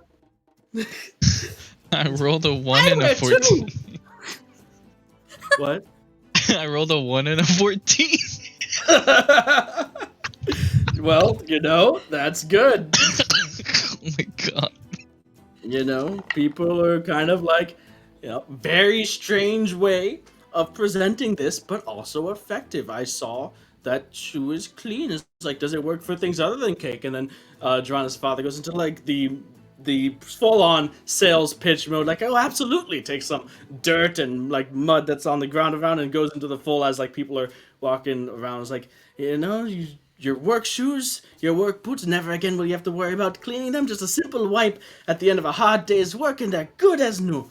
And he gets a little bit of a surrounding, and over the crowd, he gives you guys a thankful nod and a smile.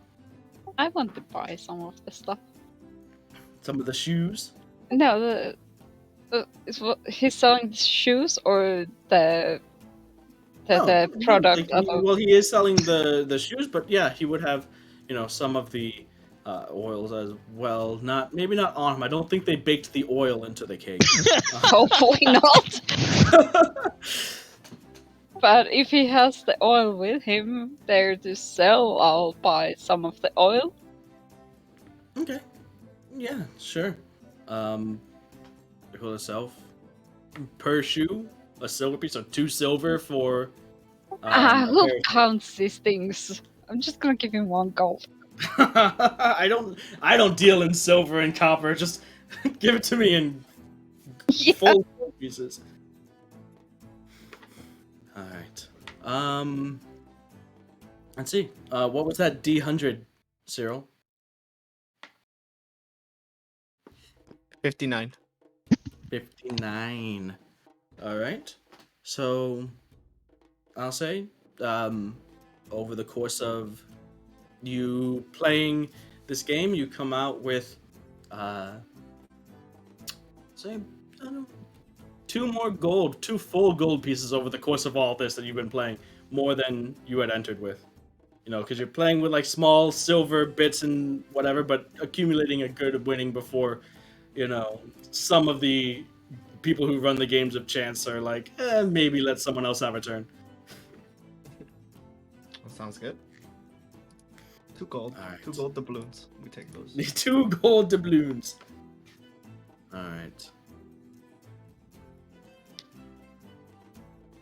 Does anyone want to run one more event? How you guys feeling?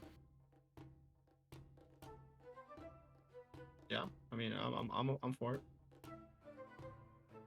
Sure.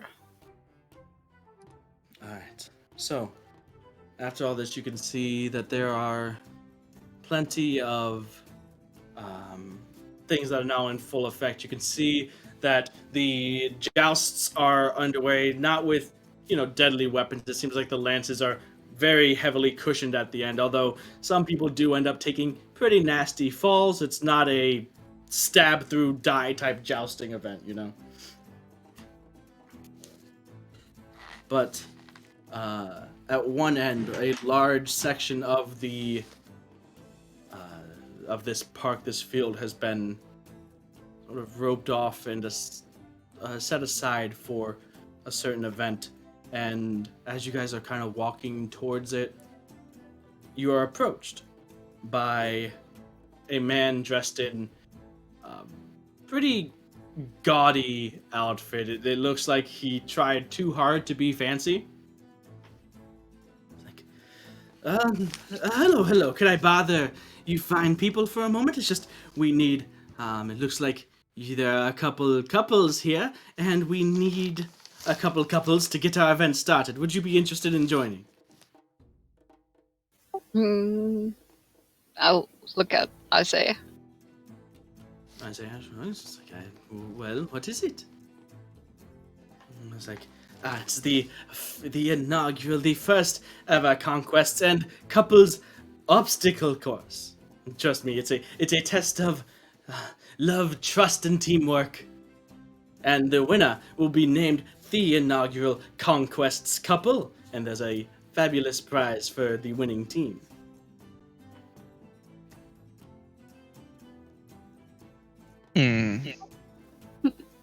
How about it?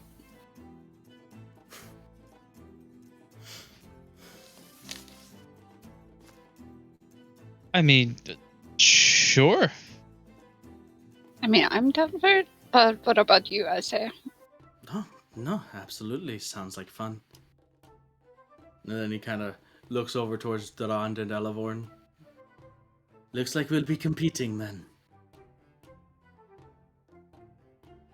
So you're guided over to this area that has 5, 12-foot lanes, and you can see you're at there's a starting line, and then there's a bunch of different obstacles and things set up on the way to a finish line. And between, as you're guided to your spots, you can see that there are other couples of the peasantry as well. And the man that had pulled you aside, apparently the host, was like, come on, gather round for the Conquest End Festival's first ever couples obstacle course, hosted by me, Harry Larkin. The prize here is a pair of beautiful rings, and he shows a pair of pretty simple copper and brass braided rings. It's like, provided by the Finer Eye Jewelry Store. He's like, now he goes around and he begins to hand out just strips of cloth, blindfolds to each of the teams. The competition involves one individual, one member of each team being blindfolded and carrying the other through these obstacle courses while their partner guides them and directs them through the tasks. The winner will be named the inaugural Conquests couple, get the aforementioned prize, and prove their bond is the strongest in all the Empire. Is, spattering of applause and cheers and people getting around and drinking and just waiting. So, couples, you have but a few moments to decide which one of you will be blindfolded and which one of you will be guiding the other through these 5 obstacles. Durand, Elevorn, who's carrying who?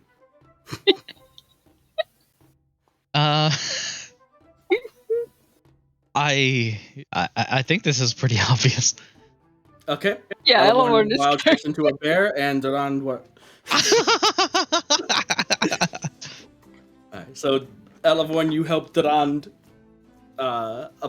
put the blindfold on. This is no different than running through caves, practically blinding anyways. Neri?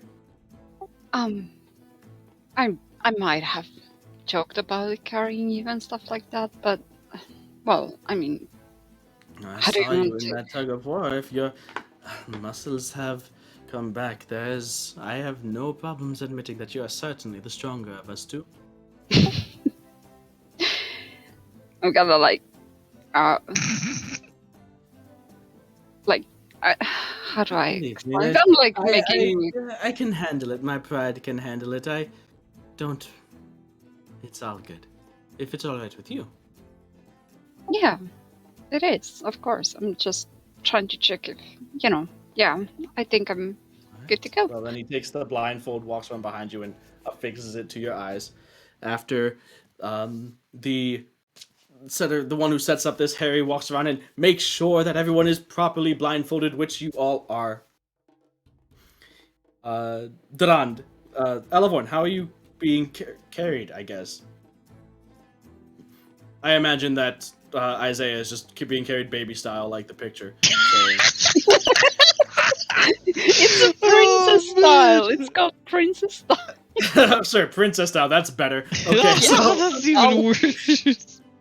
so Elevorn, how Durand could carry Elevorn in any number of ways. You could carry princess. You could be on his back. What are you doing? Whatever you want. This one's on you. I'm just blindfolded. My arms are outstretched. Just up to me.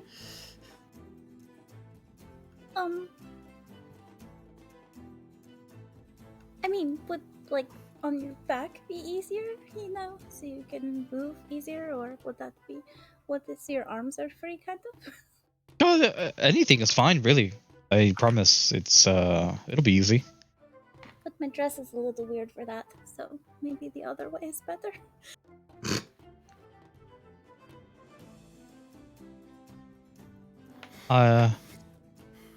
I'm not sure. I don't think. Well, I haven't put much thought into that. Whichever way you think is better. Okay, So what are you doing? just like Bask used to request him to carry. What is that reference? But you know exactly what he's talking about. What she's talking about. So Of course I do.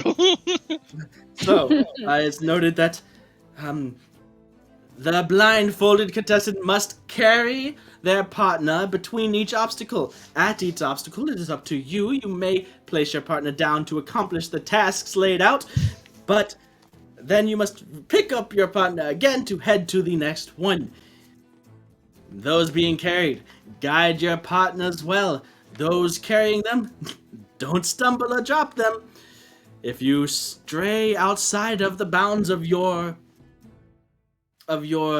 lanes, you will be disqualified. If you fail to fulfill one of the 5 obstacles, you will also be disqualified. First to cross the finish line wins.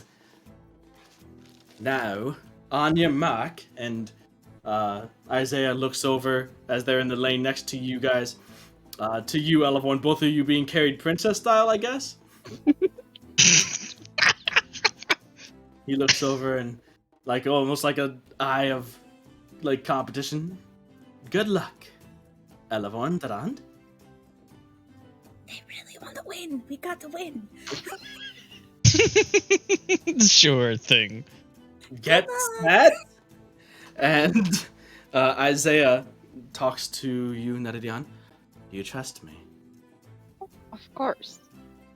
And go! And Isaiah casts Dimension Door, and Neridian and Isaiah are at the first obstacle already. They used Which is like- Dimension Door. What? Can they do that? Oh, what do we do? So the obstacles are spread out like about 30 feet apart. So, Duen, do you go ahead and make a athletics check, and Elevorn perception to guide. But Wait, Netherdion, okay. you're at the first obstacle, and Isaiah is looking at it and reading it out to you. So, what are those checks? Can I use hasted breath then? Sure, you can. Perfect.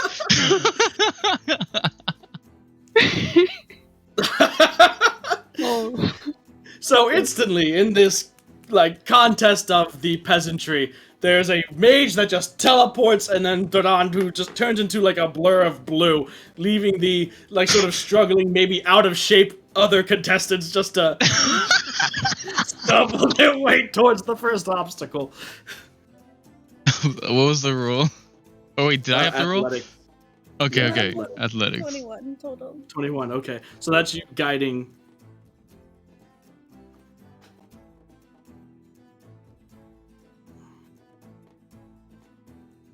24. Okay, so you get there, and Netherdion, you're like, okay, hold on, we're here, give me a moment. And he sees out, okay, so right now we have, in front of you, there are 3 different colored wooden beams, red, blue, yellow. Each of them has 3 blocks on top of it, of the corresponding colors. But they're all mixed up. We have to put the right colored block onto the correct pillar, the correct beam. But I can't touch the blocks, is what it says. So I'd say about 3 seconds after the go, you know, Duen, you used your breath instantly. Netherdion and Isaiah were there, so they do have still a bit of a lead on you, even with your haste. But 3 seconds later, you get there. Elevor's like, okay, hold up, stop, and begins to read out to you the task as well. So right now, Isaiah and Netherdion are slightly in the lead. I need this point. Elevorn, you start reading out the task as well, or maybe, I don't know. So you read out the task and you get the full details. So basically there's like red, blue, yellow block on one beam, same on the second, same on the third, but each of the beams is a different color, and you have to put all of the same colored blocks on the same beam. But it has to be the blindfolded person that does it, and the guider can't touch the blocks. Okay. So, Isaiah is basically trying to verbally guide you through this Netherdion. So, what's up? No, go ahead. So I would need both you and Isaiah to make an intelligence check. A combined intelligence check to... Come on, basically- dice. Yes. Alright, Elevorn, what are you doing? If you put me down, both of your hands will be free then. So you could hold, like, more blocks in one hand. Because I think you could hold quite a few of them at once. Is that allowed? I don't think it said that we could be put down. Basically, the only rule is that the only person that can touch the blocks is the person that's blindfolded. There's really Perfect. no other rules there. Okay, Excellent. So after he puts me down, I want to, like, gently take one of his hands and, like, I'll guide your hand towards the block so you don't knock Oh, me so out. you're holding his wrists and just using him to... Yeah! Okay, that's not against the rules. So Elevorn starts to do this, and it's easy enough to match up the blocks doing that. But Isaiah was kind of, you took the route of guiding you, like, okay, so reach out your hand and take it. You have this block in your hand, and now you're going to place it on the second and all that stuff, basically trying to blindly guide you through it verbally. So what's your intelligence check? 18. 18, all right. Yeah, you only needed a 22 combined. He rolled 19 plus stuff. So you're able to get it. Elevorn's method may have been a bit quicker than Isaiah's method because he didn't think about it simply enough, I suppose. But basically, at that point, you guys are heading off to the next at almost the same time. So I need both of you to make athletics checks. Duen, I'll say with advantage due to your haste. Okay. Because you can be fast, but you still do have to be cautious not to stray enough, you know? Right. So I'll let it be advantage. That is 26. Okay. Netherdion. 18. again. All right. So Durand does manage to start pulling away in front of you, and he gets there a couple seconds before you do. Elevorn, on another one of these beams, is a single pepper, like a chili-looking pepper, and a note that says, "The blindfolded person must eat this before proceeding."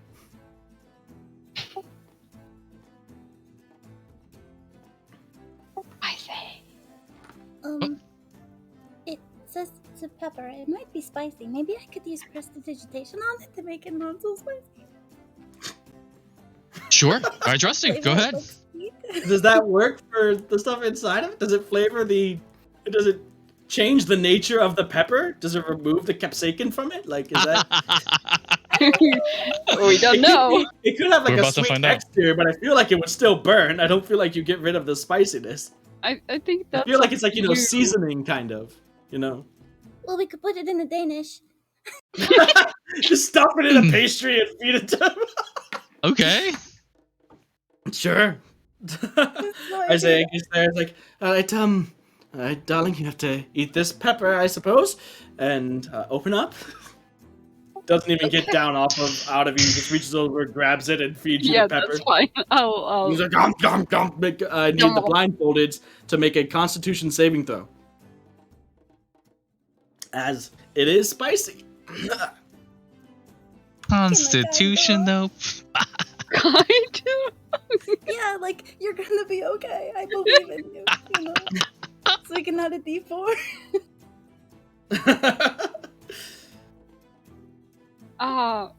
23. Okay. No, you're good. You're powering through this. Durand?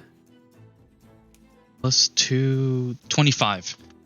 Okay, yeah, neither of you are at all deterred by your mouths being on fire. You've been through worse. True. So I need another athletics check from the two of you, please. As Durand again just munches on it and is off. Durand and Elevorn still in the lead at the moment. Advantage or no advantage? Still advantage. You'd still be hasted, Yes. right? All right, that is 18 plus 10, 28. Okay. Unnatural 20. Yeah, still good. He's pulling a little bit ahead at this point. Netherdown, you're running. Your face is like kind of sweating both from the exertion and from the hot pepper. But Elevorn, you approach the next beam, the third obstacle, and there's a small candy on top of the beam and a note that says, "If you can read this, eat this." I guess I have to eat this. It's some kind of... I don't know. I'll just do it. So I just... Oh lord. Are you sure? Okay. You eat it, Elevorn, and then, it's sweet, it's tart, it's small, but in your mouth, it seems to grow, and it gets sticky as your mouth is just almost full of sticky taffy now. Duran, make another athletics check. You as well, Netadian, as Isaiah does the same thing, and you just hear, oh, what is this? And as people are cheering along, Harry announces out, the new taffy bomb can be found only at Big Sid's Candy Shop. Check it out in the swings. Who would want to eat this?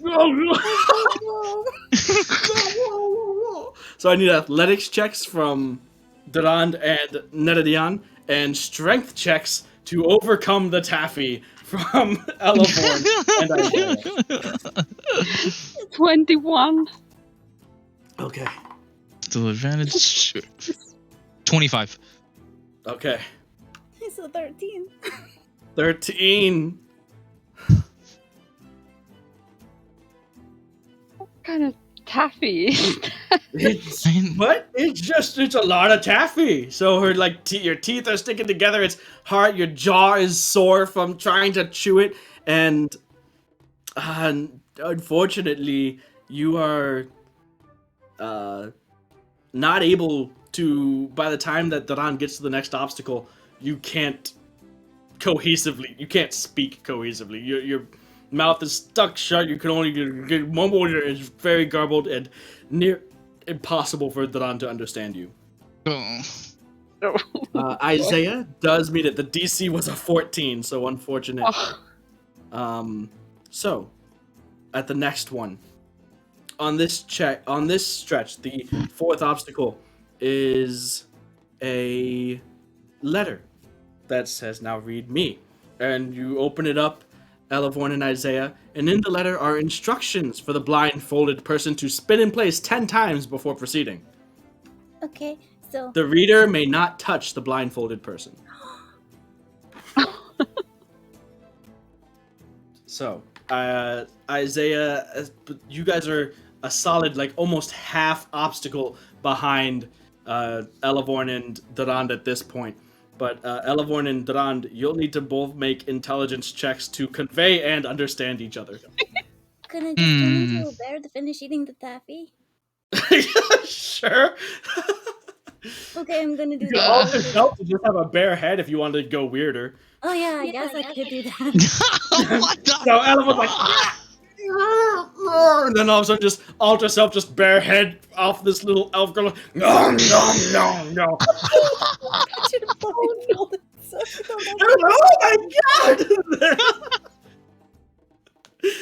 I'm asking Isaiah what is going on if I hear some Nothing, like nothing. weird. Don't worry about it. Elevorn just turned their head into a bear. It's okay. We have to witness. Okay, spin around 10 times. And I break it down, so you can do it. Like, put me down. By the and time spin you around 10 go times. through the process of turning into a bear, chewing it up, over the stretch of the time that Neredion and Dawn were carrying you, you were struggling with the taffy. Isaiah had managed to chew through it. So you guys are pretty much near even at this point, but you both get the instructions to spin 10 times. I need the spinner / blindfolded individuals who are spinning right now to make a wisdom check Oh, to keep your equilibrium and your perceptive abilities just fine. As on the Wanna next throw it- stretch, Can I call out the number, like 1, 2, Yeah. like when he's facing me, so that it maybe helps Yeah. him orient himself? okay, so what check was it? wisdom check. Wisdom check. Paladin powers. Come Let's on, go. die. Come on, die. I don't even have a plus for this, even +1. It's just. Come on, lucky. Oh my god. 15. 15. Yeah. Wait, What's okay.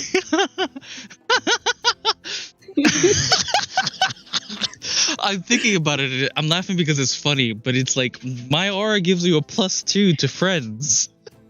They're not within 10 feet, I would say. Oh, okay. That'd be funny as fuck. Just like, shit, can I turn off my goodness? No. Okay, it is, this is... In this moment, you're enemies, so. True. She's my enemy. I should be able to lower her checks by a D4. No. Shut the fuck up. So what is it? 27. A Holy wisdom check? Jeez. I Just have a plus check. It's not a 8. saving throw. Oh, it's To it's a wisdom? check. I'm sorry. It's a check. So it's Yeah. 21. Okay. So. You both succeed. So you don't have disadvantage on the next obstacle. The next obstacle, as Elevorn and Isaiah leap into their respective partners' arms, on this stretch is a plank of wood over a pit of mud. I need the blindfolded to make an acrobatics check, please.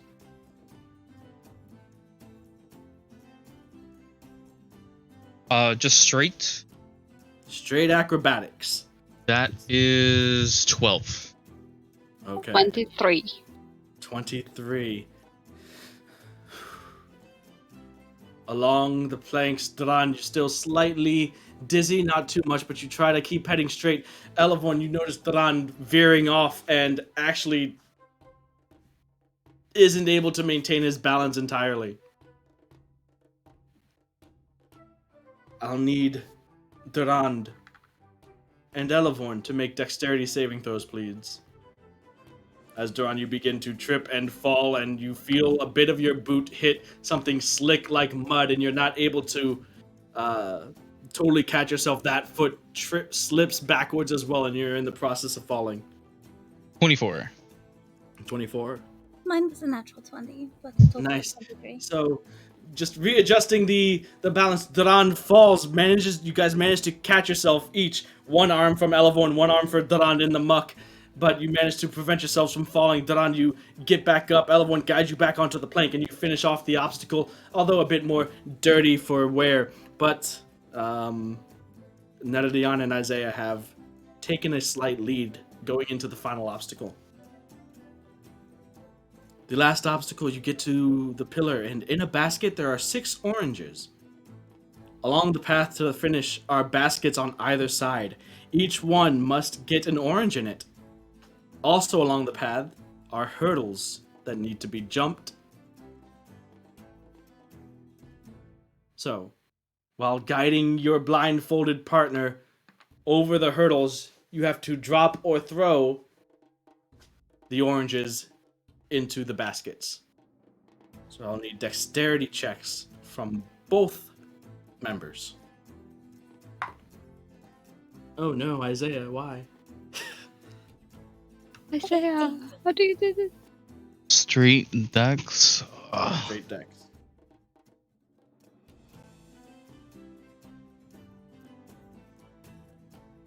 $17. Behind you, a couple of the couples are still, like, one of them you can see is over Duran's shoulder, you can see is heaving and has totally stopped at the pepper challenge. Another couple are laid out in the mud. Unnatural 20. Okay.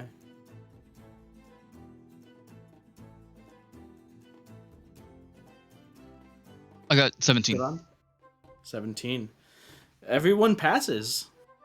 You guys are coming in to the final stretch. Each one, you're like neck and neck. Durand carrying Elevorn, Netadion carrying Isaiah. The roar from the crowd cheers loud as you come up on the finish line. Each person dropping oranges into the basket. Isaiah doing so with mage hand. But you guys are so close coming to the finish line. It's neck and neck. I need a wisdom check for the guiders. And an athletics check for the runners. Straight roll, Durand.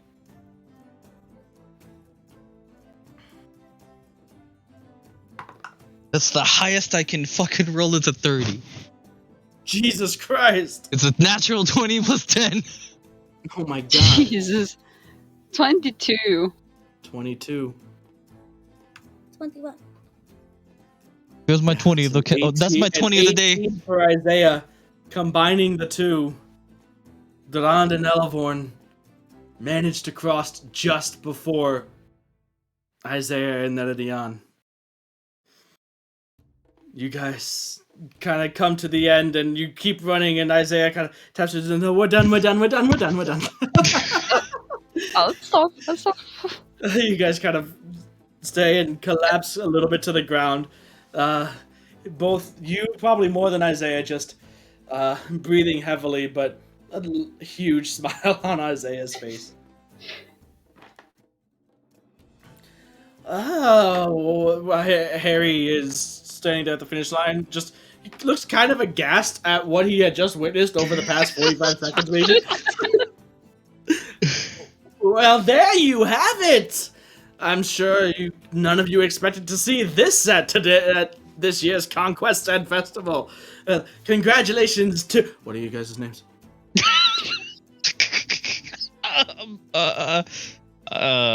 Wait. Do you even know? Did you win? Duran's still just standing there, like, just... Is Duran just Forrest Gumping it all the way off? No. He just keeps going Forrest Gump. with Elevorn. Yeah, just teleporting. Well, I have no reason to believe that it's over until I guess somebody says something. No, I would have said so. Okay. Like, maybe, like, ripped your... I'll take off the blindfold, look at him, and be like, Yeah. Durant? Durand and yours, miss? Ella. Durand and Ella, the inaugural Conquests couple. Please take your prize. Again, provided by the Fina Eye Jeweler You guys take the pair of rings, and the crowd again erupts into roars, and from the ground, sitting down on his butt in front of you guys, Isaiah is just clapping towards you guys. I'm clapping also. He kind of speaks to Nedadian, but loud enough. At least we didn't fall in the mud, eh? That happened? I mean, look at them. You can see that I'm gonna- one yeah. of Elevorn's arms and one of Dadan's arms are just like kind of covered in mud. Duran doesn't care. Duran's gonna hug Elevorn and then like spin. Well, yeah. At You least did we it. did. Yeah. Oh my god.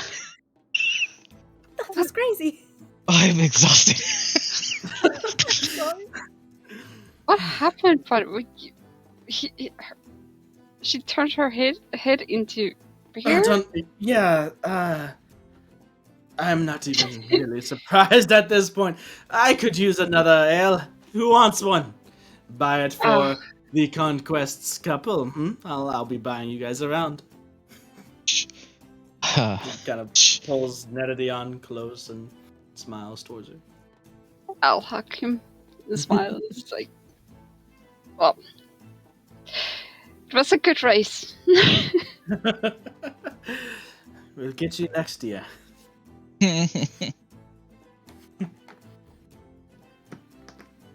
And at that, you guys get another round of drinks, maybe a juice or a wine. There are, non-alcoholic beverages around, certainly. And with that, you guys maybe do a little dance, enjoy some music, just kind of in general chill. Your guys, people come up and recognize you and you're like, that was crazy. What the fuck are you? I don't know, man. I was blinded the whole time. I had too much stuff in my mouth and I couldn't open it anymore. So I kind of had a bare head for a moment to be able to finish eating the taffy thing because it was too much taffy. A bear head? Yeah. Only? Or was I like carrying a bear? No, it's just my head. And only for like a couple seconds. My gosh. Are you sure you haven't had too much to drink? I've barely had anything to drink. That's why I'm surprised. Barely. Barely. So, you guys watch as the early afternoon rolls into mid-afternoon, still going strong. You watch as a sort of parade of dancers and basically street performers, jugglers and whatnot, make rounds around this field that a lot of the events are in, and Akina seems very excited about all of it. The fire eaters and jugglers and all of that stuff. She's just overwhelmed with stuff, just munching on pastries as you guys relax and drink into the mid-afternoon, where we will pick up next time and continue with the Conquest and Festival, and the evening rolls into the proving grounds at the end of the festival itself. Dun. The proving grounds. I am physically sweating in real life. Did you eat a hot pepper? I don't know. I guess I did. Did you Holy need shit! to get the feeling in real life? Did you I don't get know. I'm so immersed. I'm literally sweating. I didn't think we were gonna win. I was like, oh no. Oh, you so were ahead for the close. longest time. I thought that the dexterity shit would have really tripped you up at the end there, and it almost did. That was good. It was fun. And then part of the way through, I was like, what if we do win? That's gonna be kind of... And now you do have rings. I don't know what that why we have means. rings. Yeah. You It's guys just- gotta. Prize rings. Conquest couple. Mm-hmm. Yeah, we're a couple. A couple of friends. The will they, won't they? Never ending. Never ending drama, and Never ever ending. you guys win the Conquest's couple, and then in parentheses, of friends, of course, of friends.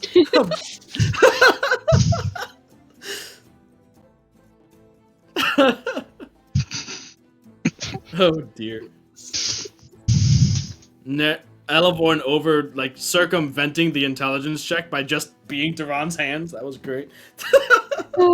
Yeah, that was a good idea. That's what I really would have done. Though. I was like, how do I fix this? And I was like, I can't guide you. No, and Isaiah not doing that was probably much Isaiah too, because Yeah. Duran's just like, you wouldn't even know. Oh wait, no, Elevorn did say that they just teleported. Yeah, So that's Duran's the like, only reason I that's used the breath. game we're playing then, huh? Dragon powers, go! And then Dion is like, of course I trust you, but it still probably was like to her, like, what the hell happened? Whoa, yeah. It's like, but okay, gotta keep going. Yep. Alright. Well, Because actually when you're blindfolded, all kinds of sensations are just weird. yeah. Ugh. So going through a freaking dimension door, it's like, Who knows what that feels like? I don't even know. yeah, probably, yeah, super weird. Alright. Well, good night, guys. What's up? Yeah, I kind of want to say something real quick while everybody's here. Yeah. Yeah. I just want to say, like, number one, and I mean this in like the nicest way I can. I'm getting